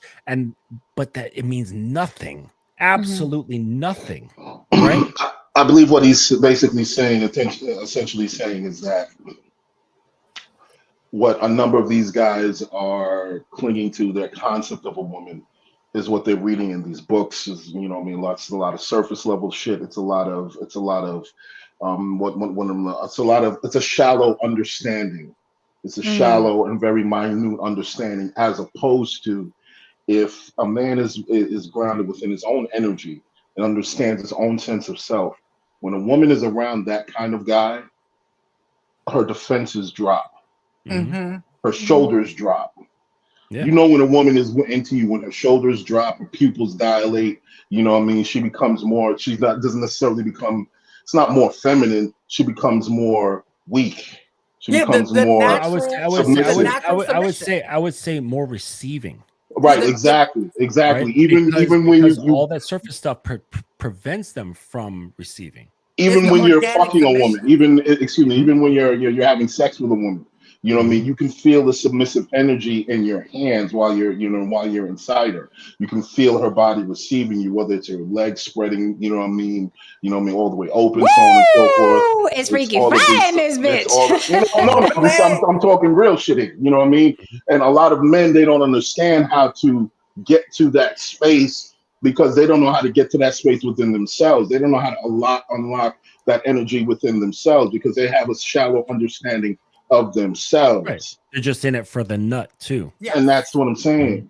And this is one of the reasons why. Ron, have you ever experienced crygasms? I mean, not yourself, but illicit with my partner. Crygasms. Yeah, I've seen with my partner. Yes, I've actually asked for it on command, and they Right. So I'm saying, like, because there's there's so much shit inside women. There's so much clutter and chaos and voices. They got their mom's voice in their head, their dad's voice in their head. They got their preacher's voice in their head, their friends' voices in their head, their 12 other fucking personalities' voices in their head. I'm about to say, don't leave them out. And it's a fucking cluttered, chaotic mess inside their brain. Okay. Yep. And it Yep. leads to a lot of tension, a lot of stress, a lot of anxiety, fear, anger, all this crazy shit. Okay. Talk to him, Just. And I'm saying when you tap in through, and especially through sex, and you're able to access your core while you're having sex, you start breaking off that shit that becomes like this solid mass inside around their emotions, and it releases. And sometimes that turns into a crygasm where they cannot like really contain themselves anymore, and they turn into a sobbing mess, right? And it's a double-edged sword, because it's a sad thing but a beautiful thing at the same time, right? It's like, I'm sorry that even has to be there, but it's a beautiful thing that it's able to be released, right? And then now you become in this imprinted source of the relief of herself on herself. Be her peace, baby. But that's why that's why BDSM isn't about slapping a motherfucker around and Unless you're tying Andrew people Tate. up and, Unless you're you know Andrew what I Tate. mean? You know what I mean, and all these other Exactly. shallow things. Like one of the things that this is one of the reasons why in the BDSM world, I'm going to explain the scene.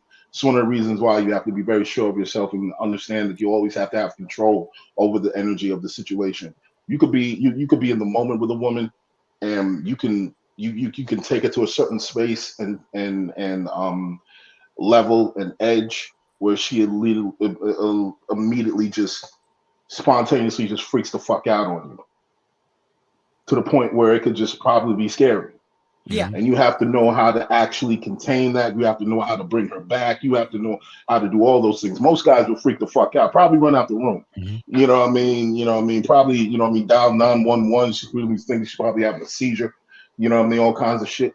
Mark You Randall, have to Steven. you have to understand how to control the situation. And again, none of this happens unless you work on yourself first.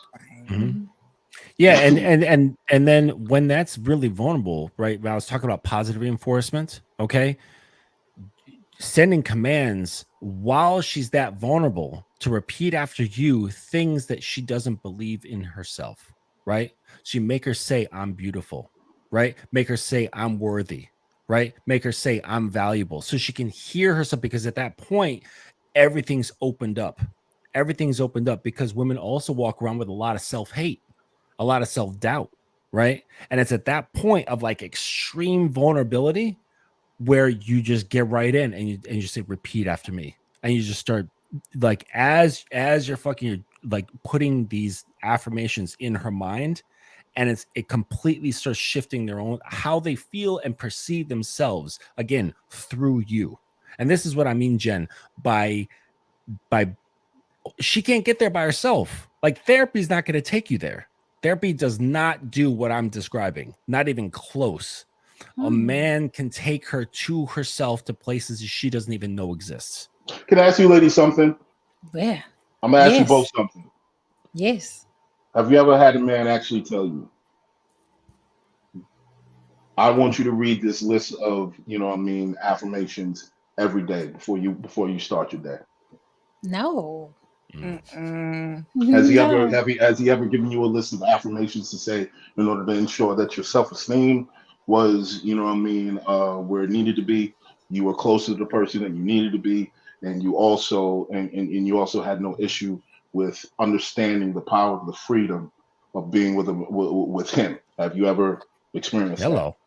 I know, right? I'm like, let me straighten this out here. Right. It's Freaky Friday. Sorry, Harold. You're asking a really good question. And now look, listen. I had an ex, my ex. Okay. Is that what you do with your ladies, Haran? Not all of them. Okay. I'm going to give you my ex. I'll give you an example of that. This is the one that I told you, Jen, that I wanted to put through college. And she declined because she didn't believe in herself. And I said, okay, no problem. We had a series of issues. She had but one of the main things that I always harped on her with her is that I always made sure that she had a series of affirmations that she told herself every day And I asked, and I made sure that she said these things. And I said, say it to me, blah, blah, blah. And I made sure that she said it with passion. Now, we broke up. We went our separate ways. That's a long story, whatever it is. I knew she continued to say these affirmations. She's in a place right now, mentally, physically, financially, that she was not in the place that she was before she met me. Go ahead. That's the fuck I'm talking about. And I'm not mad at that. And I'm not mad at that because clearly I created an effect on this woman without even being in the fucking room. Right. I'm no longer in this woman's life, and still, you know what I mean? I created an influence that she could take with her and go on to her next situation with, and God bless her. Right. So I've never had that specific, but I've come close. And because of that, the person did leave my life better than the way they found it. I was a better person than, and it was, they did introduce things about me that I wasn't aware of, you know, positive things. So it did come close. It does make a big difference. Now, is that common in the, like, literally writing down or directing affirmations? Is that common in the DS world? Yeah, the BDSM world. Yeah, because you guys are both into. I say like maybe a week or two ago, instead of my own, I had her now write her own, right? Because it's even more powerful when put into your own words, right? So I like had her like kind of conditioning, being okay with the whole affirmation thing for a while, and then I was like, okay, now I'm assigning you to write your own, put it in your own words, and organize it the way you want to, you know. And she made a whole list. I'm looking at it right here. There is 188 lines to this. Bullet points, 188 bullet points, just a little sentence, you know. And it's stuff like I hope to be worthy of such a great daddy. I'm lucky to have a shred of his attention. I act in accordance to his vision. I trust my Lord has my best interest at heart. I am divinely guided by him. His power melts me completely. I am always eager to prove my obedience to my Lord. My body twitches at the sound of his voice, right? These are things that she wanted for her own minds to have, for her experience of herself while in my presence, and even not in my presence. Let me tell you something. This is just listening to you both. It's so healing for me, right? It's so, and no cap, because the majority of my life, with the exception of maybe one long-term relationship, I was constantly doing that for men, and then leaving them better, and, you know, giving them words of affirmation and building them up and talking. That's why I joke about talking life into a man. I'm like, I done raised more boys than their mamas done raised. I'm like, who the fuck raised you? Like, I felt like the adoptive mother, like, come here, I'll fucking make you into a man. So, you know, and then you see people move on and it's like they're doing better in their life or whatever. I wasn't as happy as Haran was about it, because I feel like I fucking blood, sweat, and tears, time, man hours, you know what I mean? Resources, money, you know, creativity, a lot. So Haran, how do you feel? Like, Coach Anthony here is, and Mr. Justin, what's your Instagram page? Because Coach Anthony likes what you're doing, and I think he really should check you out. Oh, cool. Yeah. It's Mr. Justin _X. Mr. Justin _X. Coach Anthony. So Haran, what do you think about, he says you leveled her up and she left, LOL, joking, but even as a joke, because it wasn't a joke to me. I was like, bitch, I leveled you up, and now, you know what I mean, someone else is enjoying the spoils. I didn't take it as well as you took it, Haran. I don't this might sound arrogant as fuck, but I'm on to the next situation.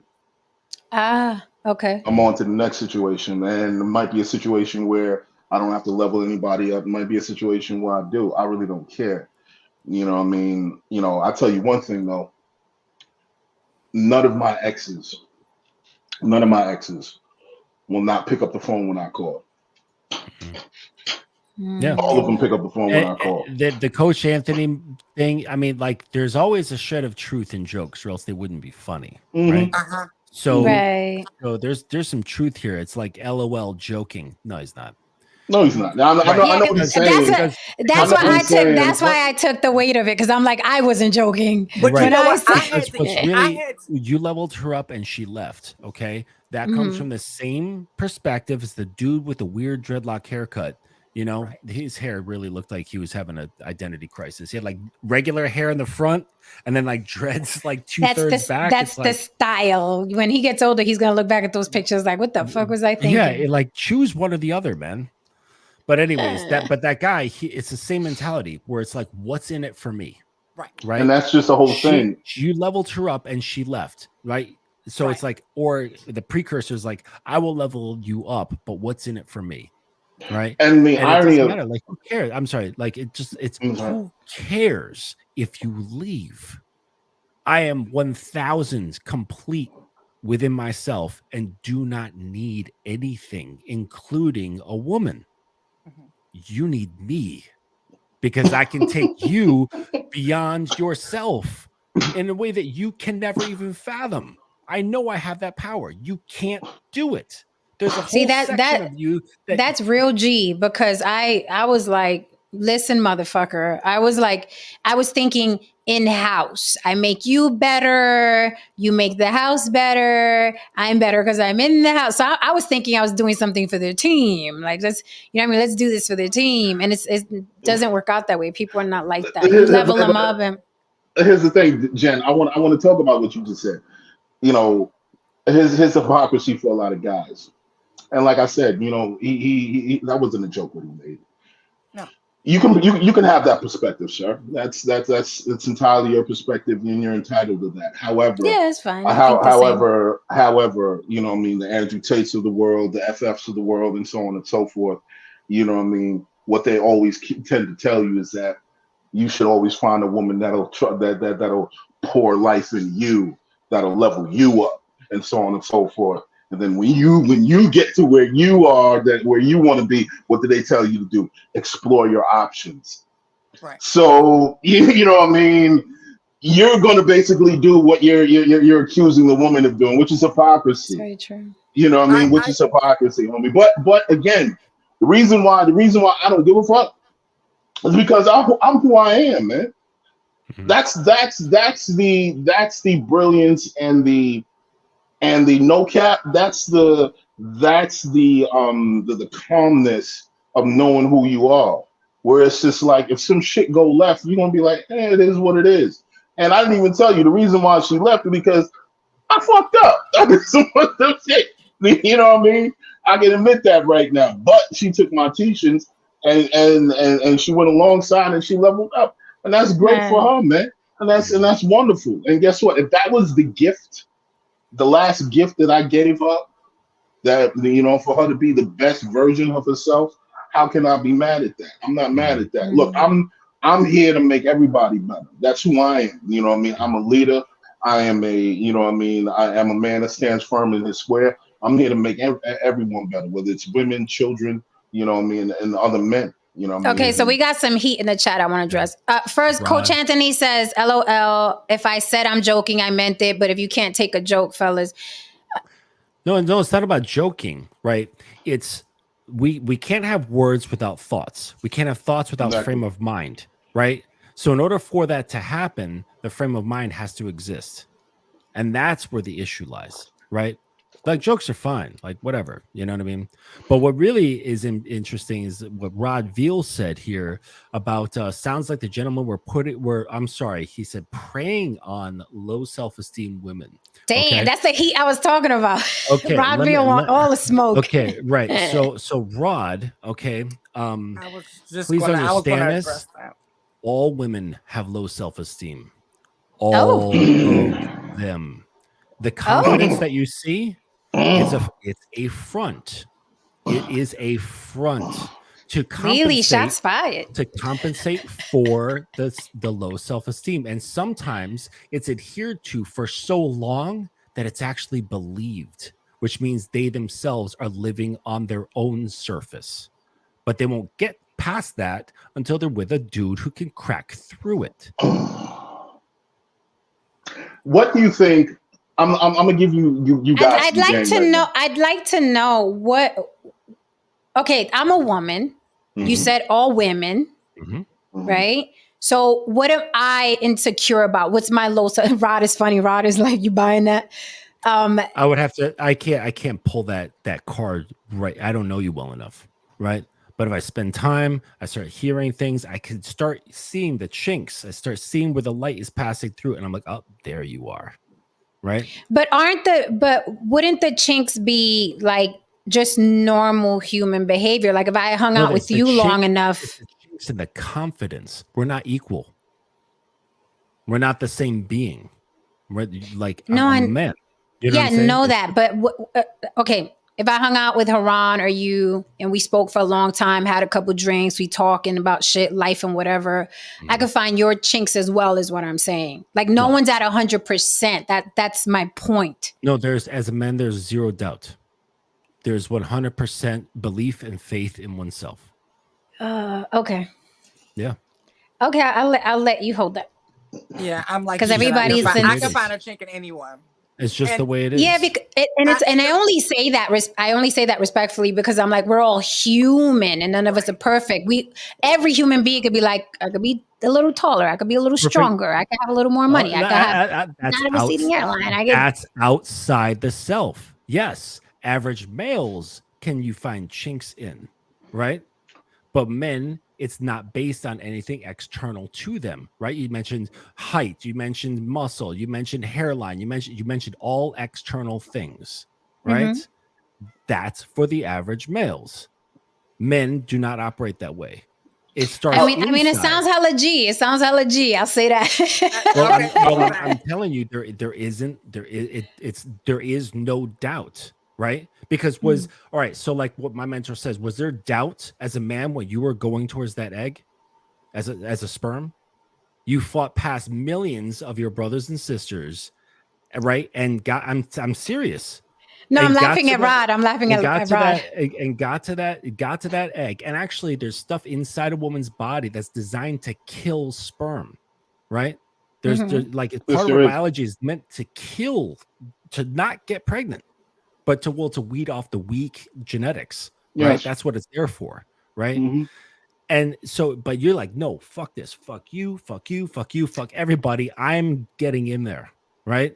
There was no self-doubt at that point, right? It's only they learn self-doubt when their mind goes outside of themselves. They start listening to the world. They start listening to women. They start listening to other men. They start listening to other systems on how to be, how to think, how to behave, and how to feel about themselves. And that's when the weakness starts. They start listening to religion. They start listening to politics. They start listening to all this bullshit, and they never really get to know who they are. Okay, so I agree with you, and here's why I agree with you. Because I am the same way. That is why I'm not religious. I don't vote. I cut my parents off. I cut my siblings off. If you bring me any type of stress or negativity, I cut you the fuck out my life. And I do it quickly because I know who I am. You're not going to tell me I'm to this, I'm to that. I've had friends say, you look better with like 50 more pounds. Fuck you. You look better with a bigger bank account and a foot taller. Like I'm impenetrable to the point where it's like, don't bring me that shit. I don't want it in my pores. I don't want it in my cipher. If you feel like you got a big crygasm waiting. Listen, I've had those. I know what they are. I've had those. I'm just playing around. No, but I'm saying that I understand what you're saying because 9 times out of 10, if you have an insecurity, it's because you are listening to another voice that isn't yours, or that voice convinced you that it is your voice. Like, I really do feel like I'm too short, or I really do feel like I should have more money. But me, butt naked with nothing, I'm one of the baddest motherfuckers I know, without a doubt. This is why I can stand here and say, this dress cost me $10, and you're still going to want to fuck me in it. Right. I don't hide behind, let me buy some red bottoms so I can look like I got money online. No, I got some rubber shoes from Walmart. They're upstairs in the closet. I got them in 2 colors. Right. Yep. 2 colors. And I can talk like this because there's nothing a woman or a man is going to tell me to make me feel, oh my God, I wish I could give it. Yeah. So I understand what you're saying. Like, I totally understand what you're saying. Here's the thing that's very fascinating though, where we're saying that I believe the gentleman says what it sounds like you were targeting women with low self-esteem. That's not the case, you know what I mean, No. for me. But I will say this: again, you know what I mean, with all these gurus and these dating coaches, They were cheaper than Crocs. For the record, my rubber shoes from Walmart are cheaper than Crocs. For the with all these dating gurus and so on and so forth, they're basically, from what I'm understanding, they're communicating to you that the best course of action to deal with women is basically to beat their self-esteem into submission by bringing them on coffee dates, telling them that they deserve less, telling them that they shit, arguing on every 5 minutes. Like, what are you doing? Are you know what I mean? It sounds like you're trying to, you know what I mean? A lot of these other guys are trying to implement some sort of, you know what I mean, routine to beat them into submission to where they're powerless and they're destitute and they're everything, you know what I mean, that you can take advantage of.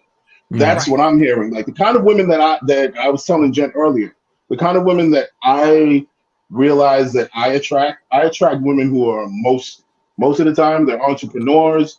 Most of the time they own their own business. Most of the time they're women who some might say have masculine energy. And I attract these women because they want to be around a man where they don't have to be that. Right.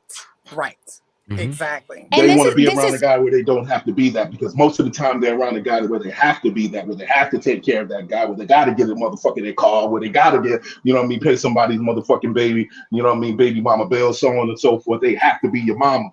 You know what I mean? Yeah, I'm like, I love, there was a scene, not even a scene because it happened in real life, but Serena and Venus Williams' dad, when I think it was Serena, she was a little young girl and she was sitting at an interview. I don't know if you guys saw it.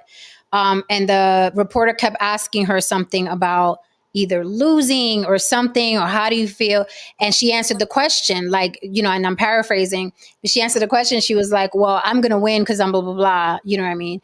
And the reporter was like, yeah, but what if blah, blah, blah. And her father jumped into the interview and stopped it. And it's, you can Google it, or I'm sure it's on YouTube, but he jumped into the interview and was like, do not fucking talk. She said what she said. Okay. Don't try to put in her mind that she's less than what she said.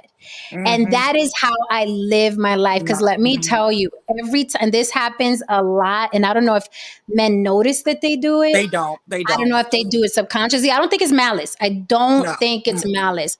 But when I do hang out with men, or if I'm gonna date or whatever, I notice men are real quick to tell a woman what would make her better or more attractive. And my attitude is, you can fuck off, because I'm sitting here with you. You are not Jason Momoa, sir. So if you are allowed to walk around as confident as you are, and you're not Jason Momoa, then I could walk around feeling like I'm Halle fucking Berry. Do not tell me I would look better with a bigger ass, or taller, or longer hair, or straighter hair, or smaller lips. Or do not tell me that. And I will cut them off quickly. If you feel like I would look better with 15 more pounds, then you go find you a bitch who's 15 more pounds heavier than me. Simple. Life is very simple. It's real simple, yeah. It's like, really simple. If you looked at me and said, oh, she bad, but if she had 15 more pounds on her, then you, sir, need to go find you a bitch with 15 more pounds on her. Right. I don't think not a damn thing. And that's how I fucking live. And it took me a long time to get here, because I was what Justin was talking about. I was religious 10 years ago. I used to talk about God on Facebook. The memories are repulsive. I had my mother in my head. Don't do that. Don't do that. Don't get naked. I had my father in my head. I had my siblings. I had my, best friends in my head. And I'm telling you, my scissor is sharp on the cutoff. It's very, very sharp. I don't even like when I work with people and let's say we're producing something and they tell me, and I say, look, we need that over there so that angle, we can't do that. Do not even fucking tell me that shit. What you come tell me is what we have to work around is. That's the phrase I teach everybody I work with. Do not come and tell me it cannot be done. Tell me, Jen, I know you want that done, but this is what we got to work around to get there. Do not fucking tell me it cannot be done. And this is how I walk around. So I totally understand the mindset of being that way. I'm not some, little, what would you like? And, coming to America, hopping on one foot. Should I bark louder for you? Look, take it or leave it. That's me. I'm not. Yeah, because somebody else will take it. Exactly. Like somebody else will take it. And the thing would help me get to that place, in addition to doing a lot of inner work, right? Yeah. What made me get to that place was I had to look at the evidence, and the evidence states that every single, and I mean 100% of my exes have tried to come back. 100% Sis. So I'm just saying. I'm just saying. Like, I'm like, but you know what I love about that? I'm like, remember when we were together and you was like, ooh, if I was just 5 pounds heavier, them 5 pounds ain't bothering you now, are they? Right? While you're in the DMs. All right. So Lily, you said that you said all of them came back at some point. 100%. Yeah. All right, Jen. How many hit you up after the fact and was like, trying to see what's going on with you at? Like, I would say all of them, with the exception of one, because there was a court case involved. So not that guy, but it got to the point where I always say this, when I see that men constantly come back, right? And they do no cap, because I'm not going to lie. I don't have to lie. I know a lot of people lie on YouTube to make it look good.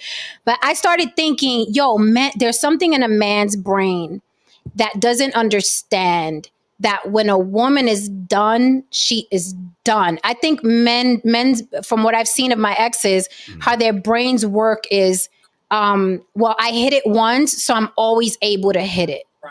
Right. I was in a relationship and I was smashing for 2-3 years. So I'm going to always be able to smash. Neediness has no limits. Right. Right. So that to me says that you've been with males. That's because what if you think man, right? Like that guy, right? Is he going to come back? No. Think about it. A fucking man. Is he gonna come back and be like, "Hey, what's going on? What do you?" and start lying to you, like, "How have you been? What you been up to?" Lie after lie after lie. He doesn't give a shit. But Justin, you don't think we're being too absolute? No, because not at all. These guys weren't like they weren't all bums. I had 2 bums. No, I'm not talking about bums. No, it's bummy thinking, a bummy mindset. Why would you come back to a woman who said no? Oh, I'm gonna tell you why. That doesn't make any sense. Yeah, Lily, what you got? Bitch out there like this. I'm just saying. I know that. like because that I am the best case scenario. I'm letting you know that. So if you fuck it up, that's on you. But I am the best case scenario, and evidence is showing that. Like, because I'm clear in my role. I'm very clear in who I am and things like that. So I know that I walk into the relationship knowing I'm the best case scenario. Okay. But I feel like you should know that too. It's not just me. But that means that you're leading. You should know you're the best case scenario. You're leading. And he's saying, "Can I come back? Can I do that?" Like so basically, if you like kind of like distill it down to like its most basic thing. Okay. When they come back, what are they doing? They're campaigning to get back on whatever it was that they thought they had. Right? Yes. That's all they're trying to do. That means they're following. That's not leading you anywhere, because you've already said, I'm not interested in you leading me. I'm not interested in you at all. And then so when they're coming back, they never had a sense of leadership. So they're asking for you to lead them again. Well, right. And so by coming back, they're putting you in the position of leadership. And then you have to make a decision of how to handle them now. Well, right? Well, here's the thing as well. When you're and I'm sure there are a lot of women out there like that, because we are raised to be subservient and submissive and really good girls. So I'm sure there are other women out there close to me, not exactly like me, but close enough, right? When these men do come back, I don't know if I would call it groveling, because I hear the same thing over and over again. Like, yo, I've been on dates and I was just trying to find that thing that you and I had. I can't fucking find. I got with this one. I hear that as a pattern. Weak. And that's what made me think that, wow, men think because they were in a relationship with you before, they can always come back. So is it weak, or is it like, listen, they fucking closed down the restaurant where they made my favorite fucking steak. Now I can't find no one to cook me a fucking steak like that, but fuck it, I'm hungry, so I'm going to go get this burger. You don't think that happens as well?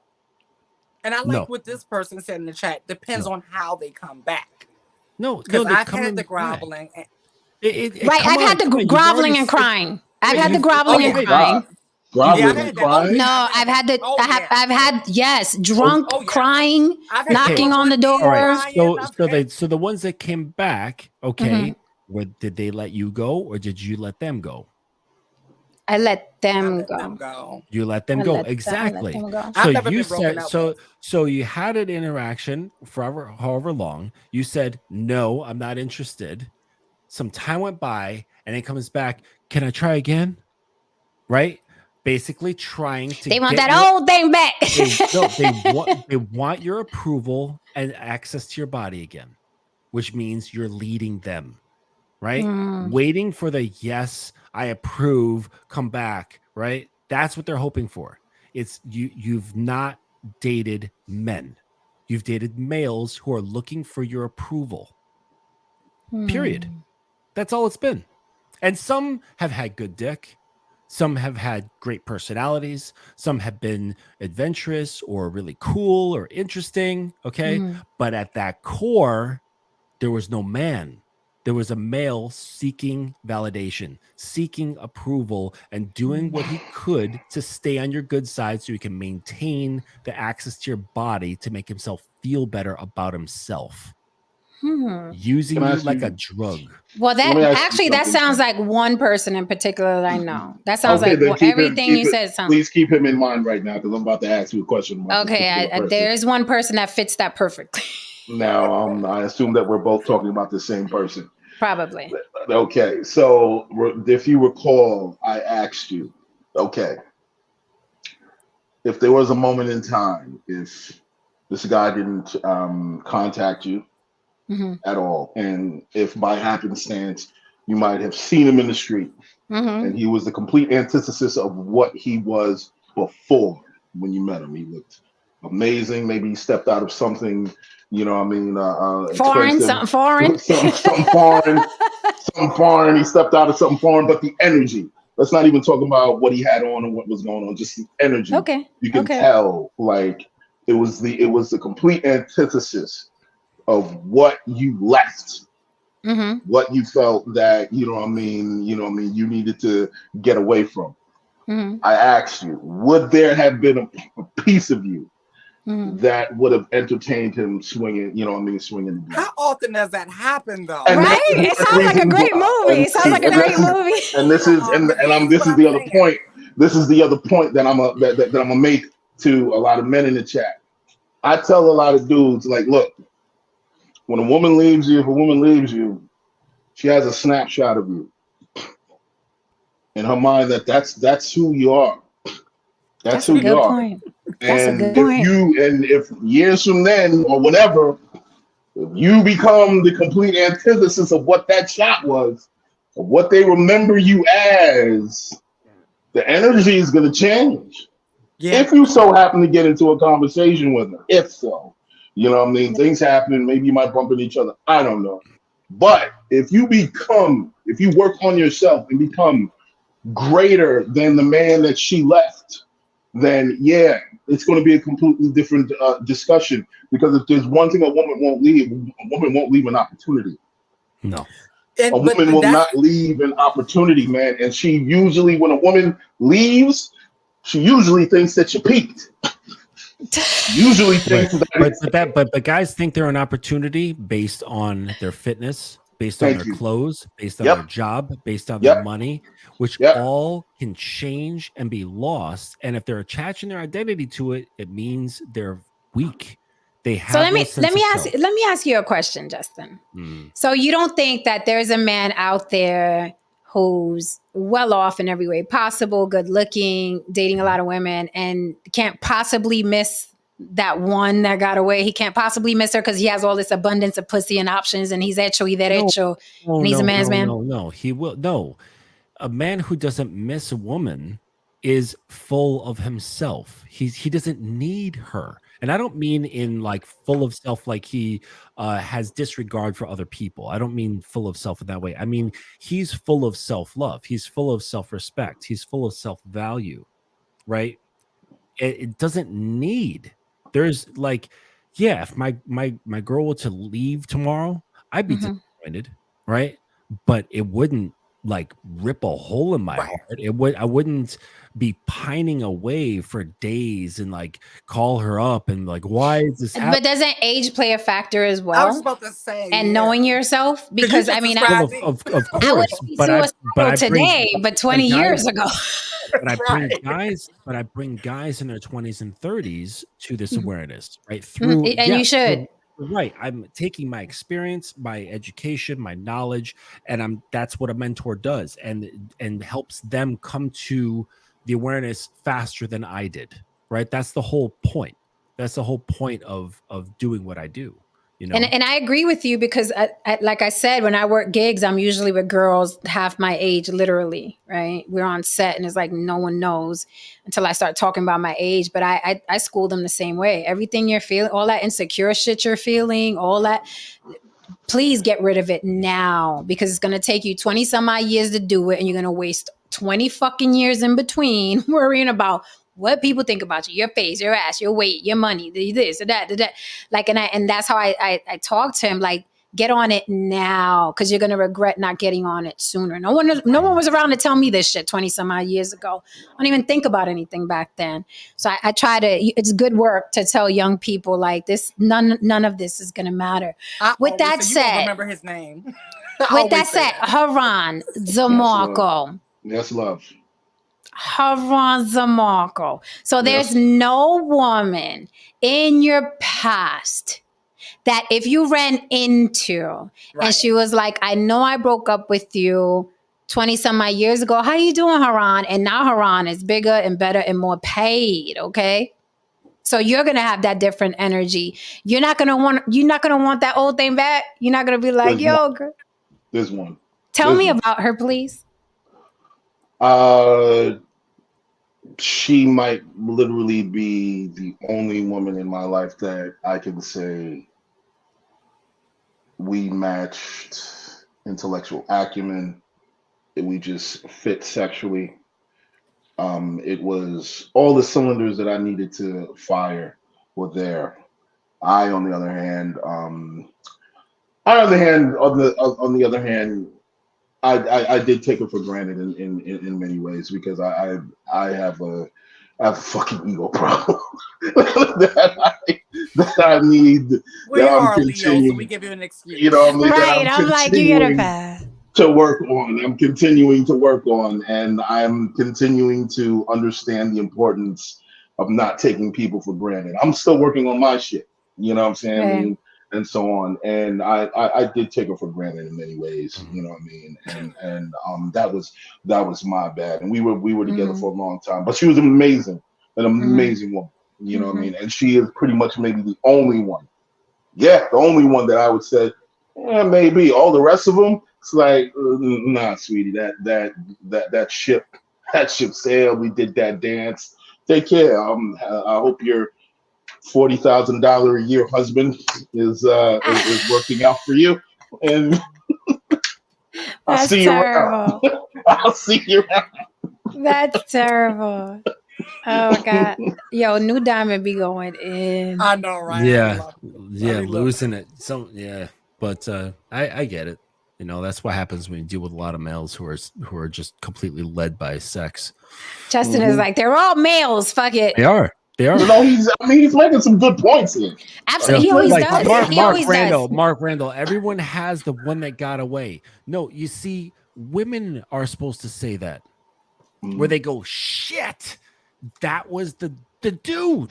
That was the dude, and he's he's riding off into the sunset, and I fucking missed my chance. Right? The women are supposed to say they're not. I will say this. I will say this. There's I told Haran this. There is one that listen, he's so fucking stupid, and so he'll live a dead end life for the rest of his fucking life.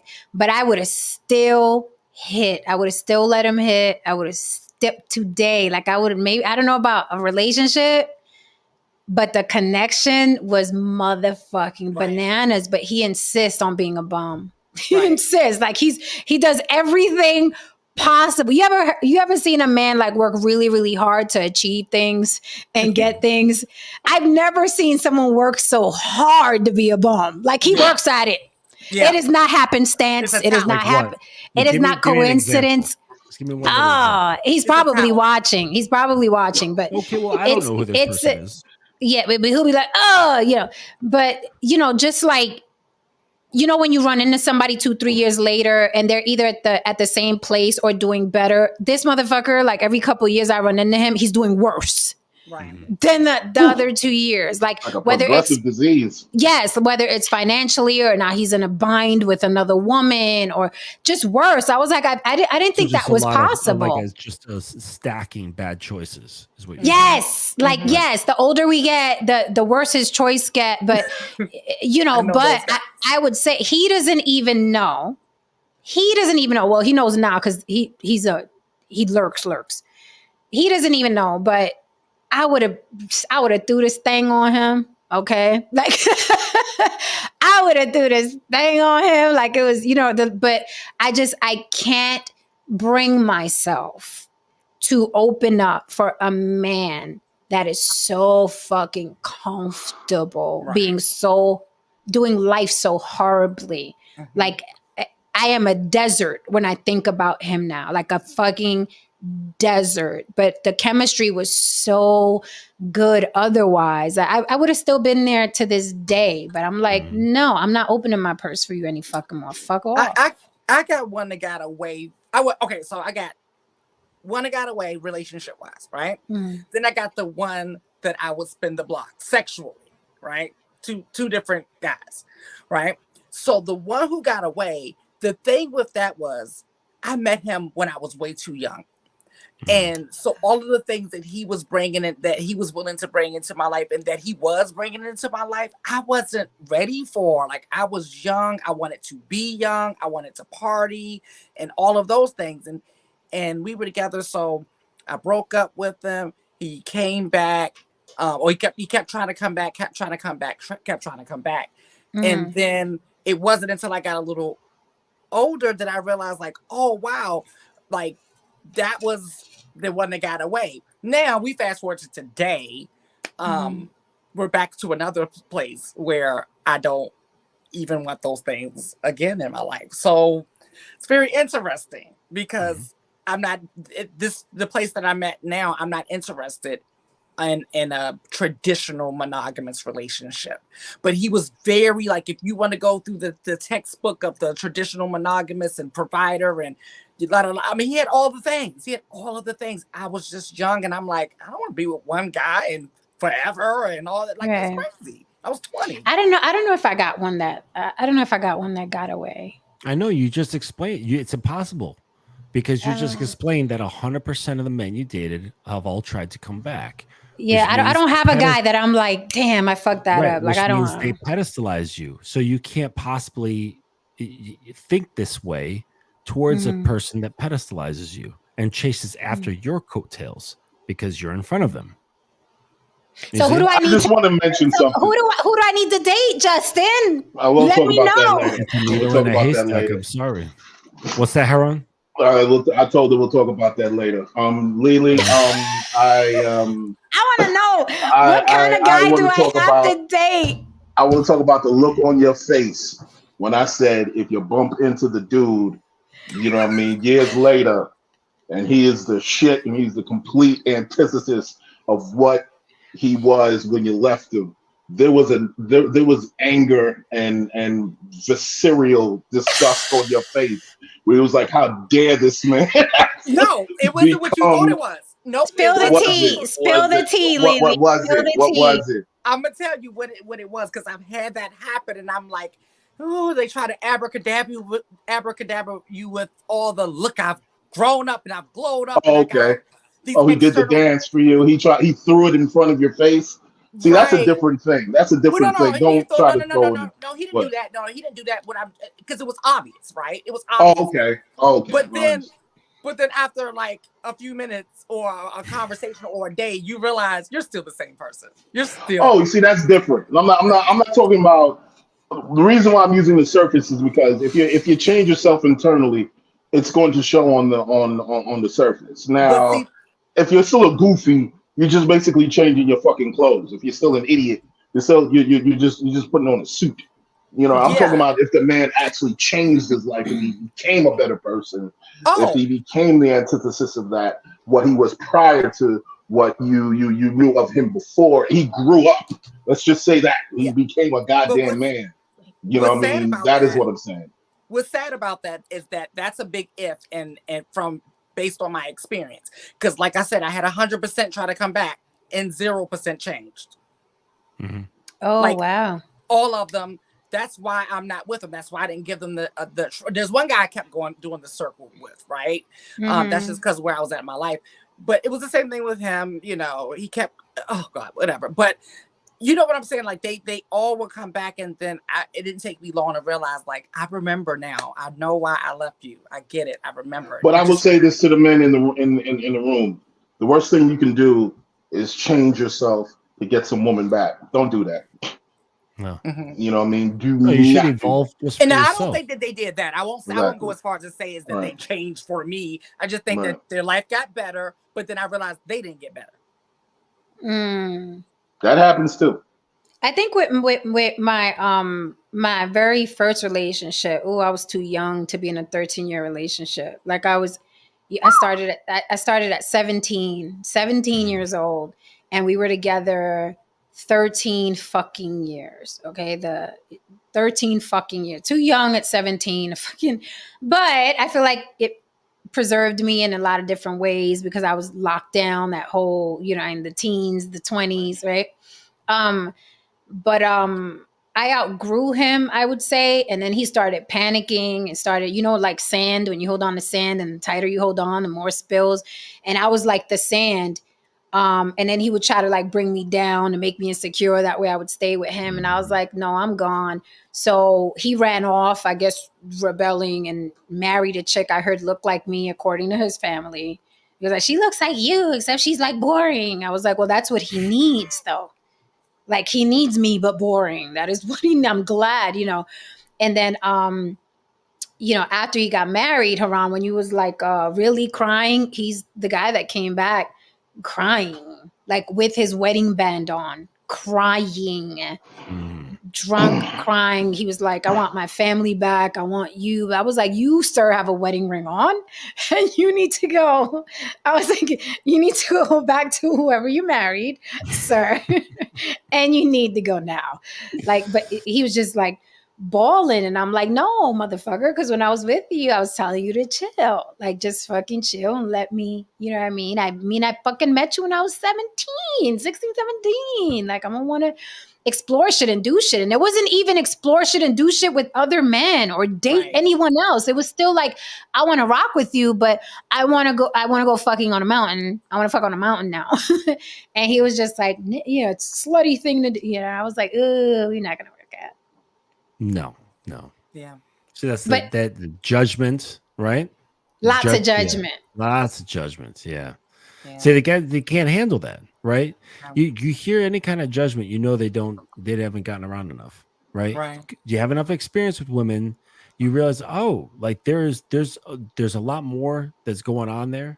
And when you don't judge and you give free will, you actually get more in return. Fuck yeah. But here's the catch. You can't actually want it or care about it. And then they really give it to you. But you can't pretend you actually don't care. Like you have to actually not care. So it's a weird thing, but you can't keep a little side eye like, oh, is she doing what I want her to do? You have that just a pinch of that, like watching if she's doing the thing, and you've ruined it. Like 100% of your vision has to be filled with, I don't care. And that really, and not in a dismissive sort of way, not a disrespectful sort of way, in the same way, like, do you care if say you ask your friend to buy some garbage bags? So like, hey, I'm going to the store, you need anything, and like, oh, you know what, I need some garbage bags for my kitchen trash. And they're like, all right, cool. And you're expecting them to bring you white ones, but they brought you like blue ones instead, or clear ones instead. Like, would you care? Not really. It would have that level of not caring. You must not know women. It's not a dismissive not caring. It's just a not caring. Like, it's not attached, right? Mm-hmm. Like, there's no expectation. And that's really when they put it on you. That, like, but it's really about them. And then at that point, you can actually sit back and lead their experience. You could really lead that experience. Oh, who's calling you now? Somebody it was that guy. It was that Janet Jackson. It was that guy. He's like, hey. No, that was my Ironically, Facebook. Ironically, that's let's wait a while, right? And the topic is the 90-day rule. Thank you. That's the song. That's the song I used for the 90-day rule thumbnail. Okay. So nobody's calling. Got you. Nobody's calling. Listen, I'm a nun over here, Justin. I'm a nun. I'm a little old virgin here. I'm a born again virgin. No. Oh, geez. Mark's in his feelings, man. That's called a psychopath. Yeah. No, because you said you don't care. You don't care, Justin. It's there. Well, like it's the sense of non-attachment, right? Yeah. I get what you're saying, right? Justin, because I'm kind of like that. So the guy didn't sit here and say that he doesn't have any fucking emotions. It's a sense of non-attachment, right? And giving her free will and no judgment. And that's when she wants to give you her will. That's when, and so if you can lead, Yeah. I love it. I love our chat. They're such a mess. Yeah, our chat is good. So if you can lead, you're non-judgmental, and you give her free will, she's like, oh, I want to give you my will. I want you to lead me, right? Because what are they doing? What are they doing, Jen? They're chasing after the coattails, right, Lily? They're chasing after your coattails. They're coming back. Show me how, please, because I can't do it on myself. I need you to show me that I'm valuable, right? That's all it is. It's fucking sad.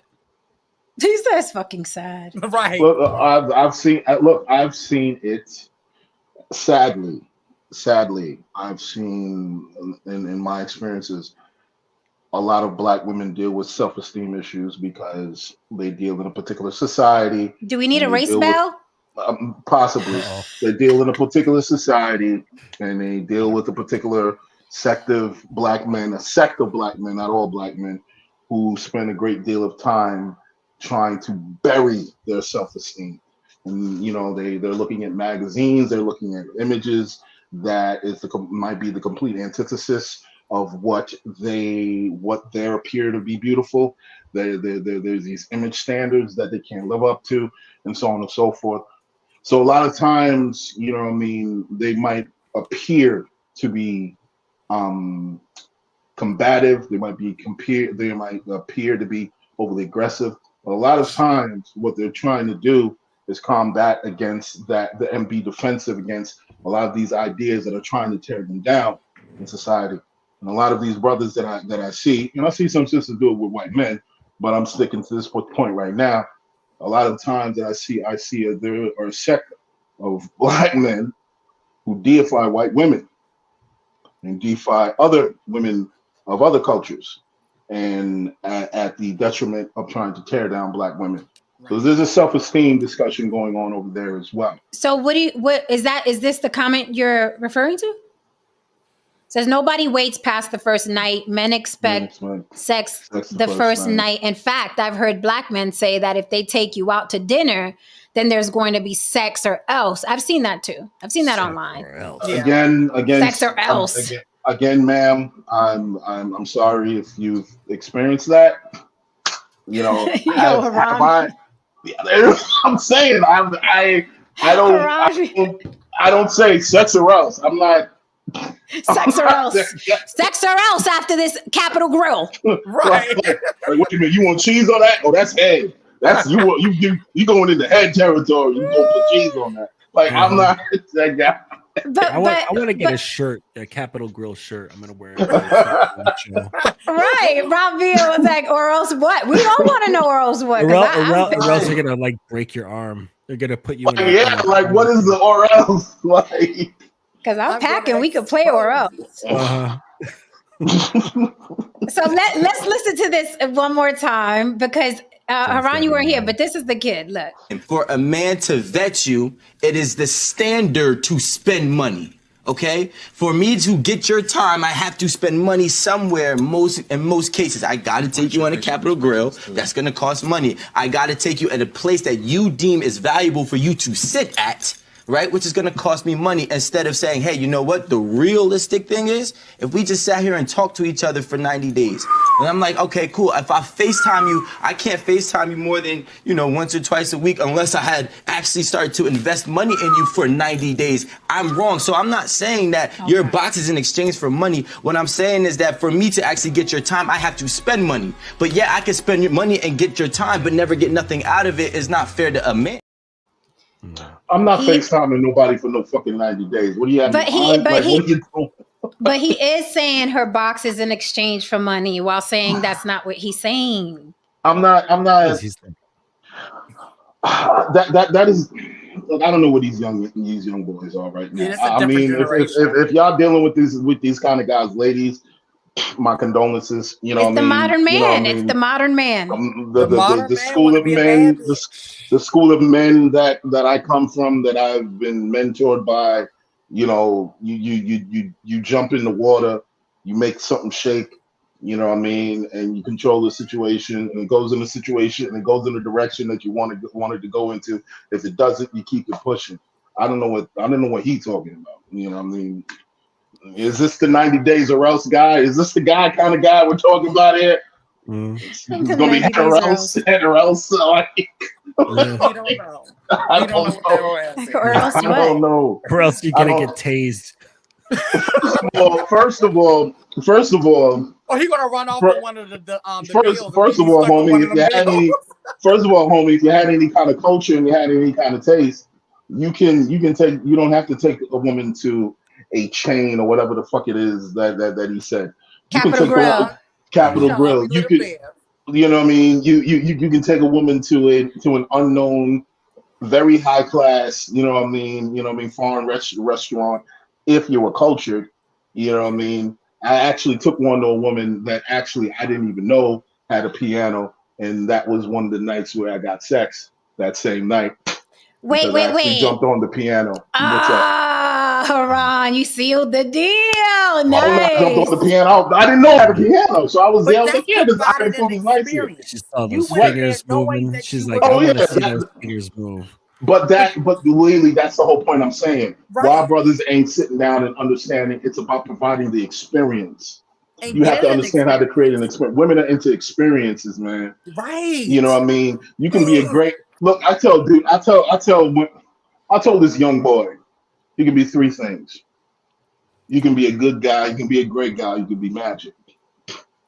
Women like magic. Right. Well, see, and where I'm coming from and what I teach my dudes is that I am the experience, right? It could go anywhere. It doesn't matter. It does not matter because you're with me, and I'm the experience, and I'm going to change your experience of yourself. And you're like, oh shit, like I feel different. I lost track of time, right? I lost sense of where I was. I wasn't looking at my phone, right? It's been on silent this whole time or whatever, as a man, like you're the experience, right? Where these men, okay, again, I ask. There's so little trust in the self, right? that Again, they I have ask, to where do are these things on the men? outside. A lot of them are married. Gotta be. They the gotta whole- be married. The whole date restaurant experience is banking off the fact that men don't trust themselves, and they need this thing. They need this outside, like, oh, I need this to compensate for me, or else she'll notice that I'm a fucking loser, right? So I gotta fill up the space, fill up the air, fill up her eyes with all these things except me, and I'm gonna be like, kind of like blended into the situation, be like, see, I did that, right?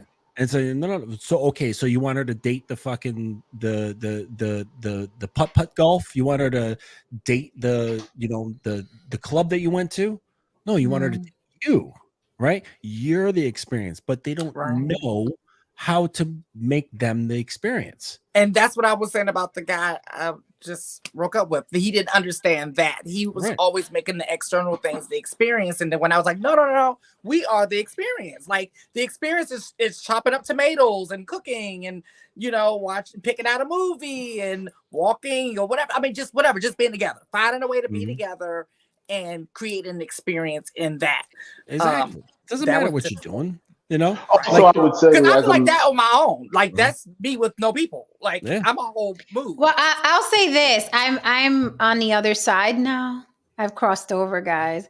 I want that helicopter ride. That's okay. I want you to invite me to your home and hire a personal chef. You deserve it. Okay, that's fine. Right. That's I'm on the other side. I Yeah, did but the like right now, like you're by yourself, like you're Yes. single and you're not dating. So all you Correct. have are the pictures in your mind. All you have are these desires, right, man? I was And talking you're a about the creative person. fantasies. I was and, talking yeah, about and I'm a creative person too. Exactly. So I'm so- writing constantly. oh yeah, you've got pictures upon pictures, right? Yeah. So like I was saying before, the fantasy is there, right? And that is Uh-huh. taking the seat of where a man will sit. You know what I'm saying?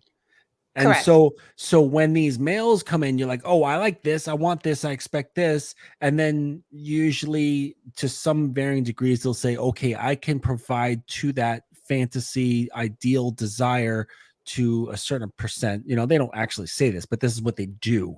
Right. Mhm. Like maybe not the helicopter ride, but like I've got a friend who has this sort of thing that you can enjoy, or maybe I do know somebody who has a helicopter and we can get a ride or whatever, you know what I mean?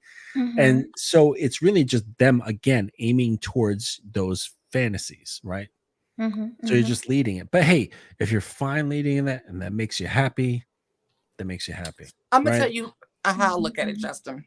Mhm. One of the reasons why I'm choosing to opt out of traditional monogamous relationships is a Okay, couple of so things. who the hell still using limousine? That's funny. Yeah, a friend of mine actually bought one. He bought a limousine from like the late 80s and he converted it to electric. And it's the only electric limousine service in New York City. That's And he thought it would hilarious. blow up. And like people were like, nah, who uses limousines anymore? Anyways, Lily, you got going with you saying? But I'm sorry, Lily. I'm sorry. Oh shit! I have the mind of a goldfish. Okay, so one of the reasons why I opted, I know what it is, out of traditional monogamous relationships is I realize I'm not going to get everything I want in one man, and I don't need to.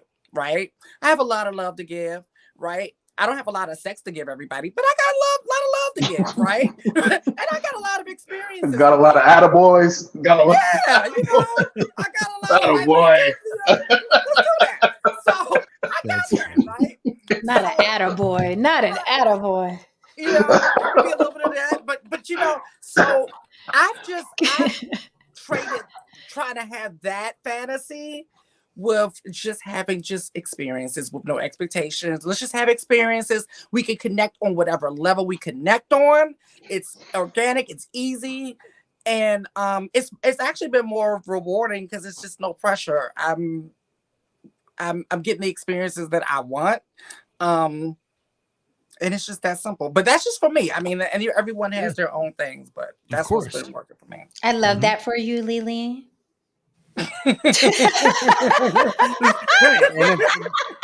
Right. And that's just what's if that's what's being presented and you like it, that's what it is. Yeah.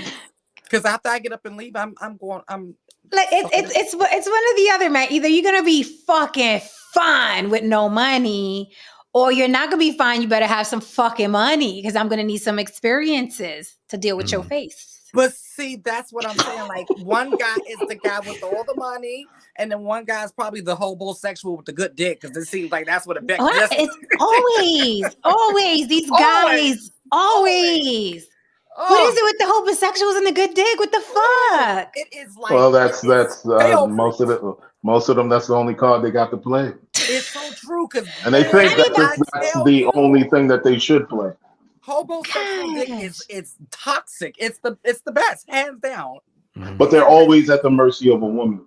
That's true. That's true. Because they need that in order to express the thing. Exactly. They're always at the mercy of a woman. Yeah, I had a true. friend like that. This guy Jake, I was friends with him for many, many years. And he looked like an Abercrombie model from like the 90s. Damn, that's a throwback, Abercrombie. Right. Like, yeah, so not 90s, I'm sorry, like early 2000s, like that type of model is like all American. Like, this is like that, like all American looking guy, right? But he was also an artist. He was a painter, and he was nonconformist and didn't, and so that was like very charming, right?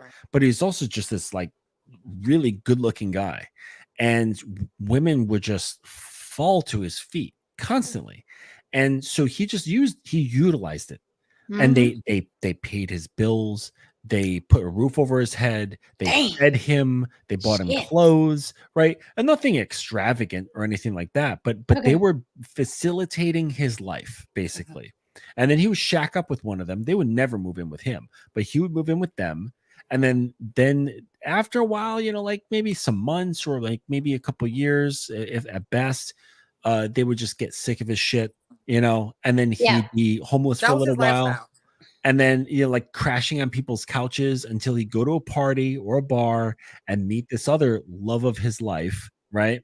And to him, it was very real. He'd be like, oh my gosh, like I love this girl. Like he's just like in it, right?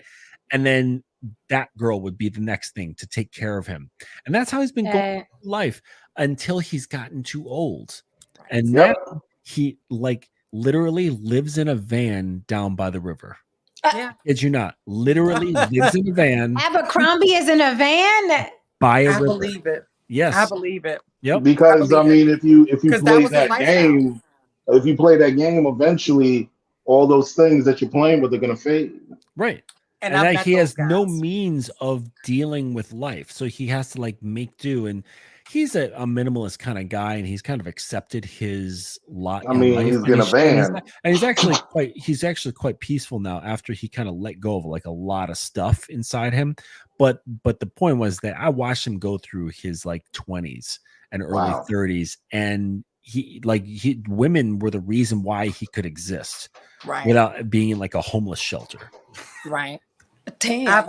I've met those guys, but see, I'm not that girl. I'm not. No. No.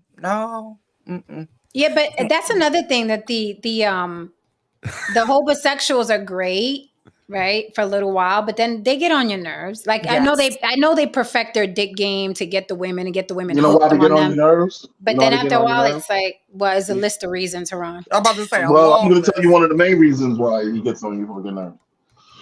Your female imperative brain jumps in and says that, hey, I'm taking care of a child. Oh, no, I'm not going to take care of There's no man in my home. I'm taking care of a child. And when a woman sees you as a child, she immediately begins to resent you. She begins to resent you. Like, that's so true. If a man asks me for money, when I tell you that is the quickest way for me to like shut off by like, what are you doing? Like, how could you even fix your, but like, you're so comfortable. You just, like that is so weird to me. I can't do that. I mean, my friends have asked me for money. Yeah, but not somebody like you expect me to be horny after that. Like, I can't do it. And I told dudes like, look, man, when you talk that breathe life into me shit and build me and all this other shit, you're coming from the space of a child. Right. And if a woman looks at you as if you are a child and she did not birth you, she begins to resent you because she wants to place you in the space of her protector, her provider, her man, and you want to fight for the energy that she's reserving for her offspring, for her child. God forbid she's already finished raising kids. She don't want to raise another fucking one. That's not what you're there for. So, you create all, so yeah, Harambe or whatever the fuck his name was, you know what I mean? Yeah, he's in a van right now because he didn't realize that, hey, dude, you're somebody's kid. You went through 20 years of your life being somebody's fucking kid. Yeah, like it's cool when you're 20, or like in your 20s, you're fresh out of college and you're acting like that. Like, all right, it's like charming that you're this guy. You're like, oh, this nonconformist artist, and he doesn't need anything, and and he, like, he fucks me so good. Like, that's cool for a little while, a couple of years, like after college. You know what I mean? Yeah. But you're carrying that. He was carrying this into his 30s. And then into his early 40s, and then after a while, like women were just like, "All right, enough." Jen, I was telling you, Jen, and within my 20s, when I was in the industry and so on, I had no fucking money, and whatever money I had, I spent it on all my instruments. Yeah, these girls spent money on me. They took me to my gigs, they did whatever, and so on and so forth. But after a certain point in time and age and whatever, I began to really take hints of the energy was changing. And when I mean the energy was changing, that means the expectations were changing. And that's when I was like, ugh, hold up. I gotta make some changes. I gotta look at this from a different perspective. I can't continue my life, going down this fucking road. See, but then that's where Justin says, the males and men, because men are gonna be like, this shit's not cute anymore. I got to get my shit together. And, the person I'm talking about, way in the ages that we are at, and still, talking about women should breathe life into them. And it's like, dude, you're like 60 is around the corner. Aren't you fucking petrified of what's going to happen in life? You ain't got much life left. But even guys who say like externally have their shit together will still say, I want you to breathe life into me. Yes. Oh, it's repulsive. Yes. It's fucking repulsive. So I need a race bell because I'm going to ask Haran a question. Because we already got the race bell in the chat, Lily. New Diamond has been going off. Right. Like everything's in caps. Everything. She's like, this is what the fuck I said. Go ahead, baby. Go make it happen. I mean, do you think, because a lot of that stuff is based on low self-esteem or self-esteem issues and things like that. So do you feel, because Black men do have it hard here in America, do you feel like that does play a big part in why this plagues our community a lot? Are you saying the self-esteem, based on tying into self-esteem and tying that to being a Black man? A lot of Black men are dealing with self-esteem issues. They won't tell you that. Oh yeah, they won't tell you that. Yeah, they're dealing with a lot of self-esteem issues because there's a lot of directions a lot of Black men want to go into, but they're told they shouldn't go into because, well, they might be risking their Blackness if they do so. They might be risking their man card if they do so. So yeah, there's a lot of issues and there's a lot of ideas a lot of brothers are dealing with and they don't want to talk about, so yeah. Oh, and now they're a simp if they treat a woman nice. And that's just the whole shit. Like if you I'm not of the class at my core, and I'm sure Jen can attest to this. I talk a lot of shit on this channel, whatever, but at my core, I'm a fucking gentleman. All right. And I mean to put the F word in front of that. I am a gentleman. You know what I mean? I am not of the school of robbing a woman of her dignity just to prove some sort of point, you know what I mean, or whatever. I don't have to do that. I don't have to go down that road. You know what I mean? I can excuse myself from the situation, you know what I mean, without an issue, without you must destroy this woman in order to prove what? In order to prove what exactly? That you want an argument with a woman?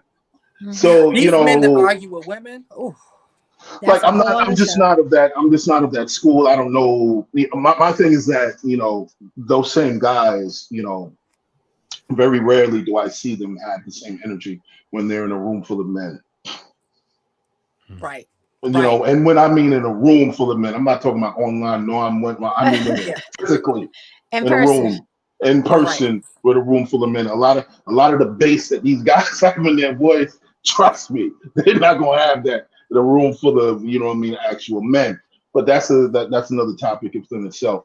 So yes, Lily, to your question, yes, there's a lot of brothers dealing with a lot of self-esteem issues, and they're projecting that.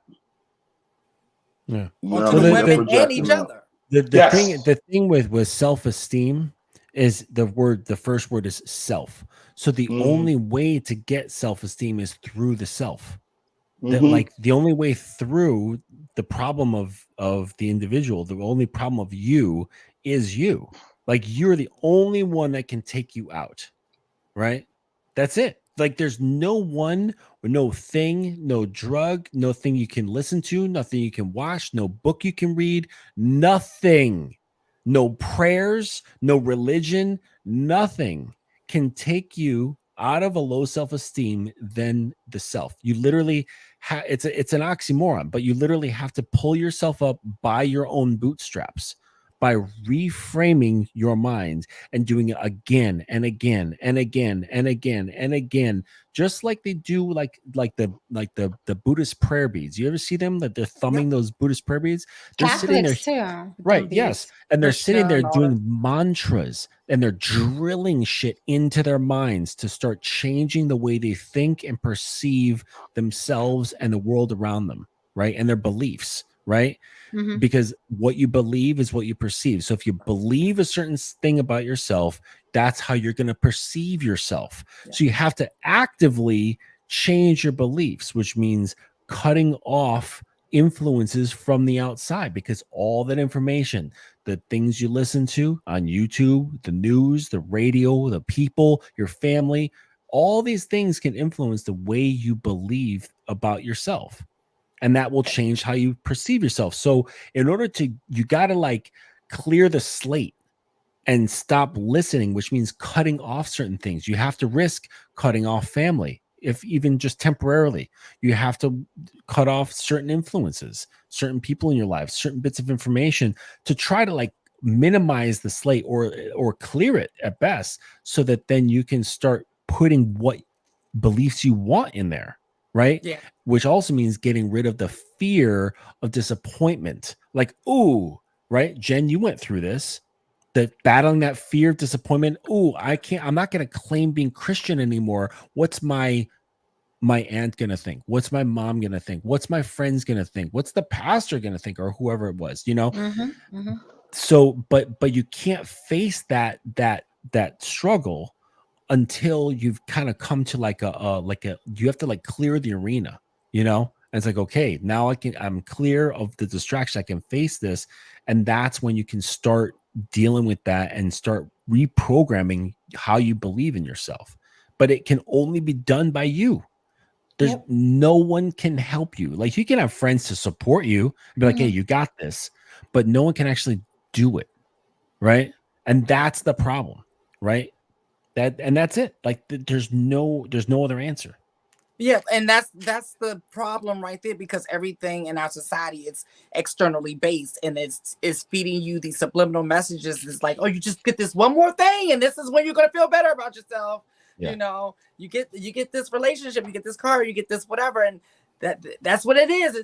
You're just missing that, and you need this eye cream. And that this makes bra. You need so this much money. And check this out. You notice now there's makeup that's being marketed to men. Men. Yeah, it is. Right. And men are using more filters now. Right. Yes, exactly. Yep. So it's I saw someone with a phone. I was like, no. Let's make you more. Let's make you more emotional. Right. So that we can tap into your desires and start leading your impulses the way we want you to lead.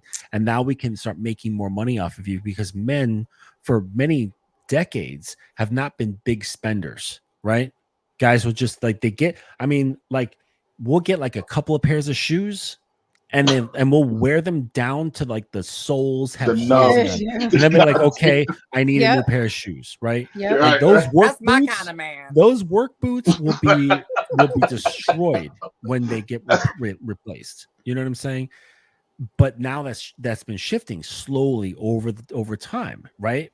And so it's like, all right, we got them emotional now. Now we can really start making money off these motherfuckers, right? It's really funny, Justin, that you say that, because with Jen and Lily, sometimes they tell me certain things. You know what I mean? Certain advice on certain things, because I admit I'm very much a guy when it comes to certain things. You know what I mean? Yeah, you know what I mean? I'll have the shoes and wear them down to the nubs. I'll do whatever and so on and so forth. You know what I mean? I'm very much, you know what I mean, a guy, you can say, you know what I mean, in my life, and I enjoy being that. There's just certain things that a man should, you know what I mean, walk his path and ignore. And most of the stuff that's going on right now, that's being sold to men right now, they should ignore. Look, man, I got into a discussion with a dude the other day, and we were talking, you know, and he was drinking his milk or whatever, and he was like, "Yo, this milk is great." And I'm like, "Yeah, okay." You know what I mean? I'm eating or whatever. And I'm eating. Glass of milk. Yeah, he was drinking a glass of milk. And I'm, you know, I mean, I'm eating my eggs. He was like, he's drinking his milk. He was like, "Yeah, you know, this is soy milk." And I'm just like, "Oh, it's soy milk." You know what I mean? And you know what I mean? He's taking his estrogen shot. And I'm just like, he's like, "Yeah, well, I have no." I was like, he was like, "You drink soy milk?" And I'm like, "No, I don't drink it. It affects your testosterone levels." It's like, "What do you mean?" He was like, I was like, well, you're essentially boosting your estrogen levels as you're drinking that milk. So you basically saying this is women's milk? I'm like, yeah, pretty much. Yeah, you're drinking yourself into becoming a bitch. So, you know what I mean? I don't know what to tell you. And then he looked at me and I'm like, what? You know what I mean? I want some eggs? I don't know. This will help. You know what I mean?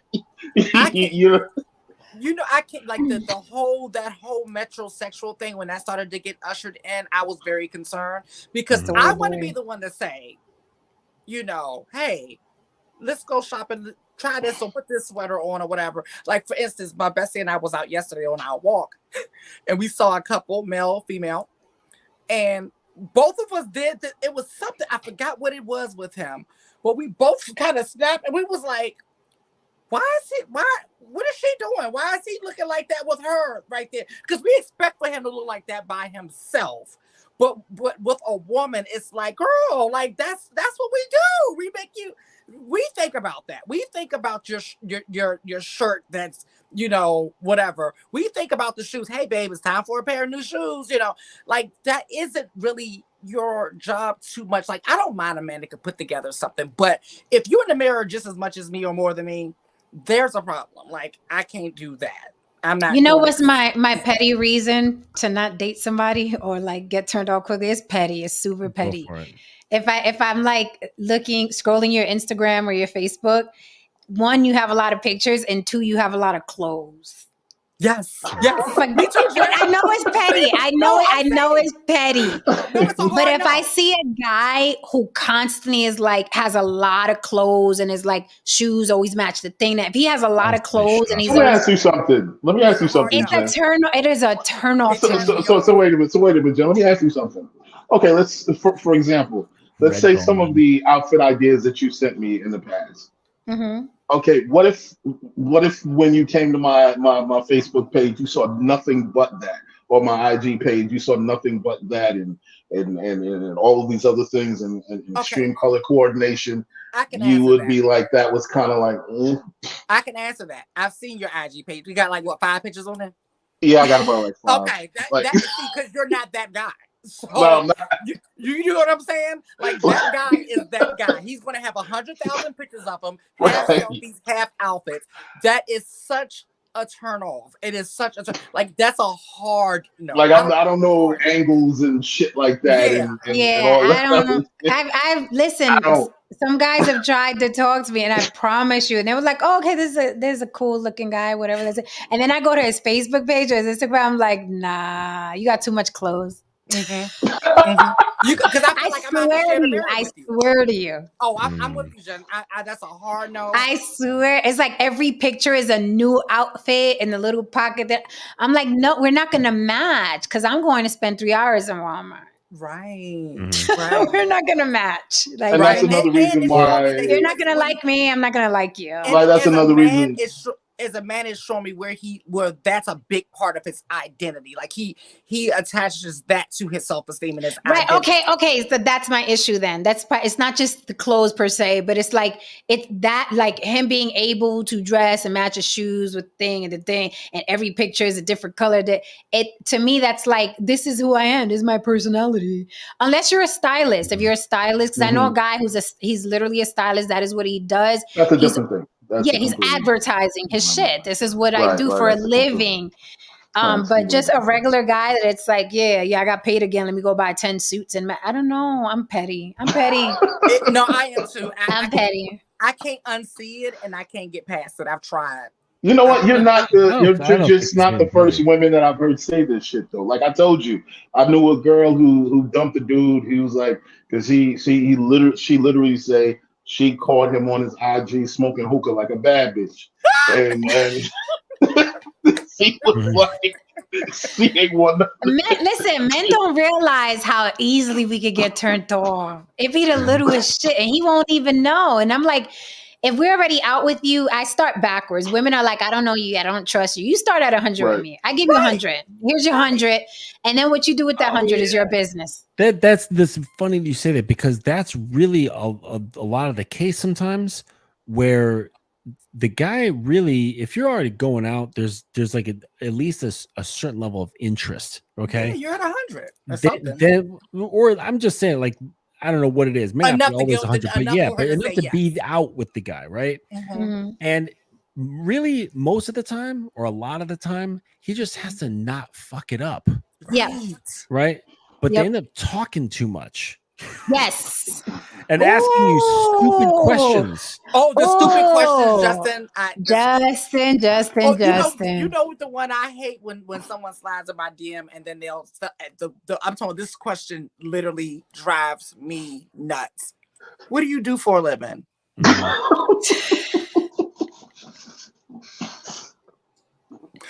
My whole existence on social media is what the fuck I do for a living. You met me through social media. Make stuff up. Just have fun with it. Get creative. You know. I'll lie and shit. You're an aglet designer. Yeah. Aglet designer. Well, no, I lie if I meet them in person, but I'm talking about they slide in my DM. You met me through the social media. Like my whole existence. I'm gonna just start saying stupid shit. I'm be like, you ever been to a pet shop? Yeah. Well, you know what? The kittens look neat. Yeah. I'm the one that combs the kittens. A kitten comber. I'm a kitten comber. What do you do? You know what? I'd probably say some shit in response to that. What do you do? I'll probably say I'm a pussy stroker too. There you go. That makes us both. All right. We both deal with the kitties. Because I hate that question too. But yeah, to answer Coach Anthony, it's just the vanity of it. I like my men rough around the edges. Well, it's a signal that his pussy is tighter than yours. Right. That's what I'm afraid of. I'm afraid of my. I never heard of that. You're looking at that and going, you know what? I think I'm gonna be waiting for him when we go out. Right. And you've done your shit, and you're like looking at your watch, like, damn. Right. He's still in the bathroom getting ready. That's not sexy. Yeah. I like my guys rough. I like my guys a little rough around the edges. You know what I mean? A little, let me get that for you. Let me take the lint off your t-shirt or what, you coming off pristine, perfect. I'm like, I mean, like, don't touch me. Don't touch me. Yeah, that's right. Like, I feel like don't touch the fucking hair. Yes, I feel like that. I'm like, don't touch the hair. Remember, he was like, don't touch the fucking hair. You fucking had to touch the hair. I'm like, it feels soft. It's like, oh, I don't know. Like, oh, I don't want to wrinkle his suit, or it's just weird. I feel like I'm with one of my homegirls. And that dude had clothes. The one I'm talking about, I'm talking about to the nines, like constantly posing with clothes and his shoes or whatever. It was his fucking hobby. But that, and plus one time we had phone sex and he sounded like a fucking a gorilla in pain, and I was like, I can't see this in person. I refuse. Right. I refuse to experience this in person. I refuse. Like, you know, when you're having phone sex and you're all into it, and then it was so disturbing. I was like this on the other end. And he was going off. He was going off. Well, you stopped talking 5 minutes ago. Yes. I was completely silent. Just I was like, what the fuck do I Your do? shit just like, To be fair, was this the climax? Yes. Oh shit. It was like right up to, right? Like up. Yeah, I didn't like it. And then I was so glad that it happened over the phone, because I was like, I would have been in person and this shit would have been happening. One girl told me that she left the dude because he literally sounded like a girl when he nutted. Like he literally sounded like he's like it was like this screech, like a woman. And she just like when it happened, she said she just looked at this dude like she just couldn't believe. Oh, I know. She was just like in horror. Her face was like in horror. Wow. Steve, that's not good either. Steve said, I don't talk. You can't lay there like a dead fish either. Woo. No, you should be talking a lot. Yeah, man. Like, wow. You just got to be saying the right shit, but you should be talking. Yeah, not reading a dictionary or anything. Right. You should really be talking. Yeah, but that guy, I mean, perfectly dressed, just the Mark. Yeah, and another girl. I'm gonna tell you another one. Another girl said, I think I told you this, Jay. He's crying. I have them crygasms. You have crygasms, Mark? Mark, hey, look, Mark. This is a safe space. Oh, that's hilarious. Mark is attractive too. He's a hot guy. He's like he looks like just an older version of an Abercrombie guy. Very attractive guy. Mm. How tall are you, Mark? I was thinking he's attractive. Saved by the Bell, but no, he's the opposite. He's not Zach Morris. He's not Zach Morris. That is so funny. He's getting Robin Thicke on here. No, he should cam up. Mark, you want to cam up? He cammed up a long time ago. Yeah, come He's on. definitely Just attractive. don't Give me have Robin a Thicke. just don't have a crygasm on camera. He's 6'2". Okay. Yeah, we can't have that. No, he's attractive. Cam up if you want, Mark. Tell us about the crygasm. Honestly, I'm petty. There's that to me feels very feminine for a man to be like masturbating on the phone to a woman, like guiding his orgasm in that way. It just seems off. Yeah. So you think phone sex that's like not cool for men to do? No, I do, but I'm just leading her. Oh, yeah. Like you leading her. Yeah, I'm leading her. Doing the phone sex, though. Yep. Yeah. I'm just sitting there talking. I'm just as Steve says, put the yak in her ear, you know? Put that yak in her ear. So, but yeah, there's just something weird about like jerking off to a woman. What, like, I don't know. That's just weird. It's a little juvenile, a little bit feminine. You know, yeah. Like, could you imagine James Bond doing that shit? No.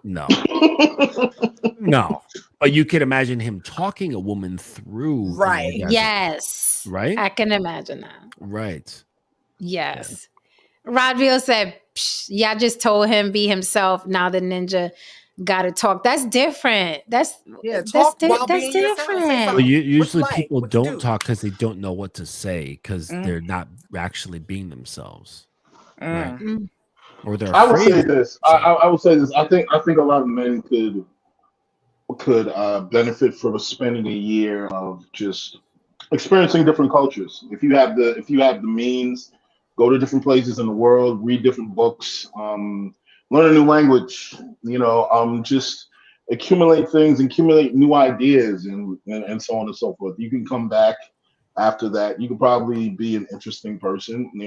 Sometimes a lot of guys just don't have anything to say because they're not very cultured. They're not very worldly. Women tend to gravitate towards men who can who are very interesting. Also, I would also say learn how to tell a story. Learn how to be, interesting. Learn how to tell a joke. You know what I mean? Work on your But don't fucking talk too much, because that shit gives me a fucking headache. I'm gonna just talk and Are you talk. talking, You can't even like in general or in the bedroom? No, in general. Oh. Like just fucking talking to, and you can't get a word in edgewise, and you got to jump in and stop them, and then just fucking talk and talk and talk and talk and talk and like talk man more. is not cute. Yeah, talking more than me, and I'm a woman. Yeah, that shit. It gives me a headache. But let me ask the gents. I do it for punishment. Well, let me ask the gents something. No, I'm serious. Lectures. I sit her down. It's like, hey, you screwed up on this thing, and now we're gonna talk about it, right? So like sit her down. Sit her down and give her like a 15-minute lecture. And she hates it, but like it's it's her own good. A 15-minute fucking lecture. That was my dad. Anytime I did anything wrong. What you want to ask, Jen? Okay, so here's my question to the gentleman. Okay, so you mean to tell me that y'all have never let go during sex? I've been like, never let go, like a growl or just let go. You're just there to like, I'm a dick her down till she feels good and obeys. First you said you let out a little peep, like a squirrel. Right. I don't. My voice can't even. A squirrel. A squirrel. Yeah, like Jen, my voice can't even reach that range. Like I can't even do that. Like physically, I'm incapable. Well, Prince's his vocal cords made him able to do that. I'm not physically capable of reaching that range. Right. Like I just want to know: have you guys ever did a? Nah, I've never did a. Like what is that? Like I've never. Yeah, I ain't never hit it with. No, like I mean, I'm sure I've growled and. I've sounded like I've had a couple of grunts and so on and so forth when I'm, releasing. But no, I've never sounded like Pills. No, I don't sound like a Pillsbury Doughboy when you like in the stomach, like no, that's never happened to me. Oh, shit. Come on, Justin, confess. No. But I'm laughing because I'm just imagining like fucking with my girl and just doing that on purpose, like doing like a Pillsbury Doughboy sound. I would be traumatized. I would be traumatized. Just to fuck with her head. I would fucking be traumatized. I couldn't unhear it. Oh my god. I couldn't unhear it. Oh, man. I would just freaking fall out. I wouldn't be able to stay straight faced for that one. That would. Oh my god. Okay, so at least you growl. You feel it. You growl. You feel it. Mark Randall said, "I'm a growler," so you feel it. Like she hears you. She hears. I'm also very commanding. When I'm in bed, though, I'm very commanding. I'm very okay. You know what I mean? That's I love verbal. I love verbal. No, yeah. Like I was saying before, like what helps is writing, like getting comfortable. Ron said he crows like a rooster.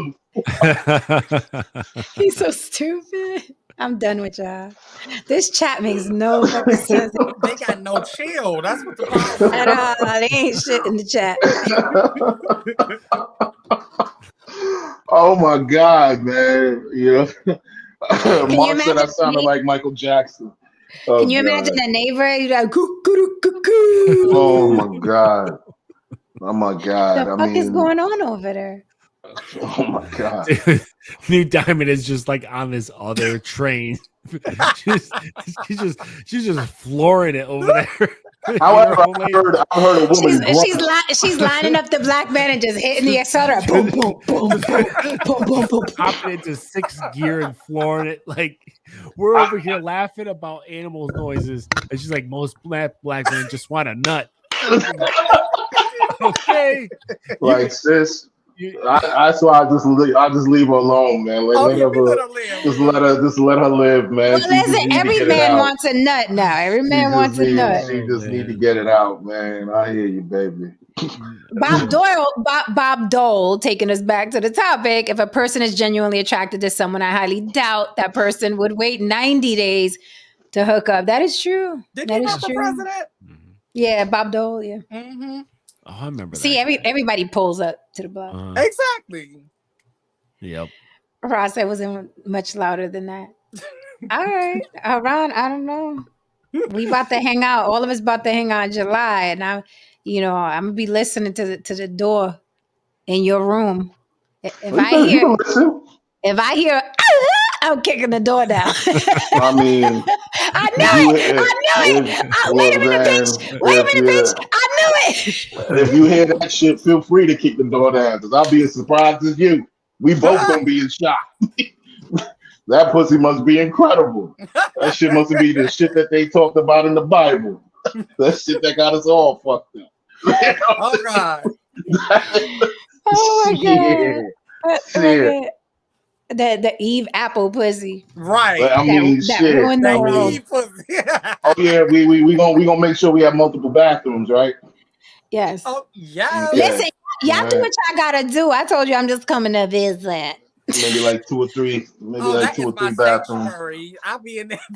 I just yeah. No, we Justin, we're all gonna do a meet and greet in July. Gonna rent In y'all cooking, right? in Y'all Vegas. cooking, In right? Vegas. In Vegas? Yeah.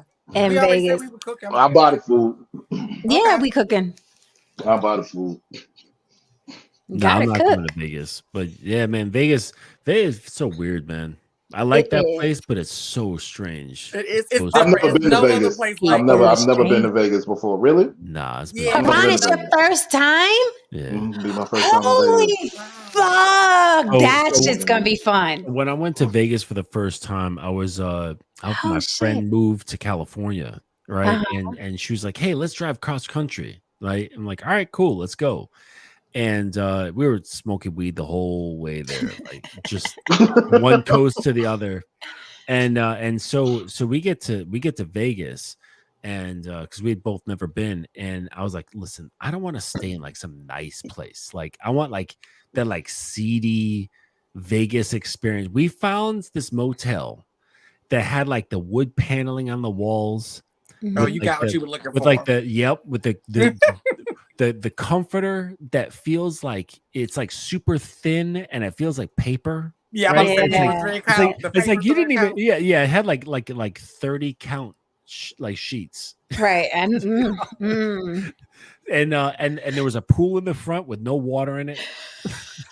Stains all around. what you is know? going on? No, What's but happening? this is what I wanted. I was like, I want that Okay. seedy Vegas experience. That was the first place we stayed in. The second place we stayed in was a normal hotel. But what was really cool is that we were going into all the little well, not little, but the casinos, right? And we're like, oh, let's check out the Venetian, right? Because I've always heard that was like a really cool place. Mhm. And I didn't know they had a shopping area inside the Yeah, Venetian. it's Okay. crazy. We're stoned out of our minds, okay? And we go into the Venetian, and the shopping area was closed down, right? It's completely closed down. It was that late, right? So all these shops, and they make it look like you're walking down the streets of Venice. But what's really cool is the ceilings are arched, okay? So the ceilings have like a curve to them, and then there's recessed lighting on it. So when the light bounces up on the curved surface, it messes with your depth perception. Okay. And they had like an expert artist paint clouds in a sky, and so it was lit perfectly. So you're looking up and it looks like a perfect fucking blue sky sunny day. Like it was like immaculately done. And we're walking through this shit, there's no people. So we thought that it would be filled with people. We walk in, it's like a ghost town Venice, right? You can hear the water trickling from the water that's going through the place. No Yep. people around, and we're looking at this fucking sky, like losing our minds, like what the fuck is going on, you know? And then we bust out into the casino, and then it's like boom, like whole new experience, like thousands of people, all fucking gambling, lights and all that shit. We're like, what the fuck is going on? This place is insane. And they're like people who just live that every single day. They're like, Yeah, yeah, they like, live that. yeah. They're just like, let's go to the casino. Like that's their hangout spot. Like, let's get Mhm. coffee. This one up the street, I didn't realize people around here just like hang out there. Like they start around now and then they're there until the morning. I'm like, that's their life. No, yeah, out That is here there are crazy. people that like go from the morning all the way to night. They tie themselves to the slot machines. Like casinos are like not tie the. It's a coily thing. And it connects to the slot machine because that's their slot machine. But they're there all day, all night. Bob Dole, you good, honey? You didn't change the subject. We changed the that's subject. fine. The manicures. What? I don't mind a man with a manicure, but he does. I tell men this all the time. You do not need the fucking clear polish. Do not let the woman put the clear polish on you. Just have your fingernails buffed. Good. That's it. That's all you need. Do not put the No. fucking clear nail polish No, on, please. listen, just trim your nails. That's all you gotta do. That's it. That's it. I'm saying if he wants to, because he's asking, but Right. I don't need a guy to get a manicure at all. Manicure, no, I don't need it either. At all. At all. Like, yeah, I don't need it. not a manicure. They But should what call I them do like need, and this is a must. I don't like the whites. Get rid, like you said, clip the nails. Get rid of the whites. I do not like the white part. Like that's it. Yeah. You just Clip yeah, your just- nails. Clip I'm your a nails and hair make sure they clean. and make I'm not it sure a you little, need that. maybe a little lid, just a tiny file, just to make sure you don't have any sharp edges on Right. there, right? And that's it. That's all you got to worry about. You don't You have know to how go they get have feet people. manicure, I'm a having hand person. soaking your cuticles, and yeah, exactly. Putting them in a little dryer, put the coat on them, and no, it's like I've given men pedicures and manicures. Oh, I was You something in put my the 20s, clear- boy. But Not me no too, more. but Not no I more. was that's why I said when I was in a relationship, that I felt like that was at the time, that was my job. Like you don't think about going out getting no pedicure or manicure. Correct. I'll do that from home. Like that's what I'm Correct. doing. So that's what I think that's what we were looking at with the guy yesterday. We were like, why is you I've never like gotten that? I've never gotten a mani pedi. I don't know what the fuck I've manicured. Justin, I don't know what this. I don't know, man. Like It's not, but it's not a mani. bodega. It's not a mani pedi. You making it sound all. It's like you know what I mean. Taking care of your man's hands and taking care of your man's feet. Yeah. Yeah. I don't do it anymore. I don't do it you should be anymore. taking care of them if they're worth taking care of. Like he Yes, uses his correct. hands. A man who sits there all day long tapping on a keyboard, that's a man who does not need a manicure or hand care from his woman. If he's got he like wasn't rough tapping on a hands, keyboard. he's got calluses, he's got cuts. Yeah. He's like he actually uses his freaking hands for something. That is something that could use some care every once in a while. That was the case with me. Yeah, That's the case with me. Well, there's Because oils you can like, use. There's the cleaning products and so on and so forth. He was a blue collar guy. Yeah. That's what I'm saying. Like somebody's got roughed up hands like that. Yeah, sure. Take care of your man's hands. You don't have to go. that's a big. I was in the bodega. I went to go get a drink at the bodega. The dude who like cashed me out, he had clear gloss on his Yeah. face, and I'm like, what? But that's what you're seeing a lot. You're now. putting That's like clear gloss on your face for what? you're seeing a lot of that now. Like to show me how glittery your hands are. Is and that they do what it on this their is? toes too now. You trying to advertise? Like, what are you doing? Because the lady, I'm telling you, the lady that does the manicure, I always tell guys, do not let her put clear polish on your fucking hands. Right. Don't do it. Yeah, I can't. Like, don't put that. Like, that. It's just too much. But you're starting to see a lot more men at That's what the I'm nail salon sitting Not on the just- thing. Not just that, like, because I don't go to the Gabbing. nail salon. I do my own. But what I'm seeing is a lot more men with clear polish on their toes and on their hands. Because, like I said, I'm a hand person. That is that's the first thing I look at on any man. I will think he's fine as hell. That's my pettiness. That's my toxic trait. I will think he's fine as hell, but if he doesn't have the right hands that I'm attracted to, like I guess like that's how feet people are. It's a no-go. I can't unsee it. But the thing that I'm seeing now that I can't unsee is like tons of men. Exactly. With clear. Thank you. See, we just helped Bob Dole. He said, "Thank you for the clear nail polish tip. The clear nail polish be looking like I've been eating fried chicken all day."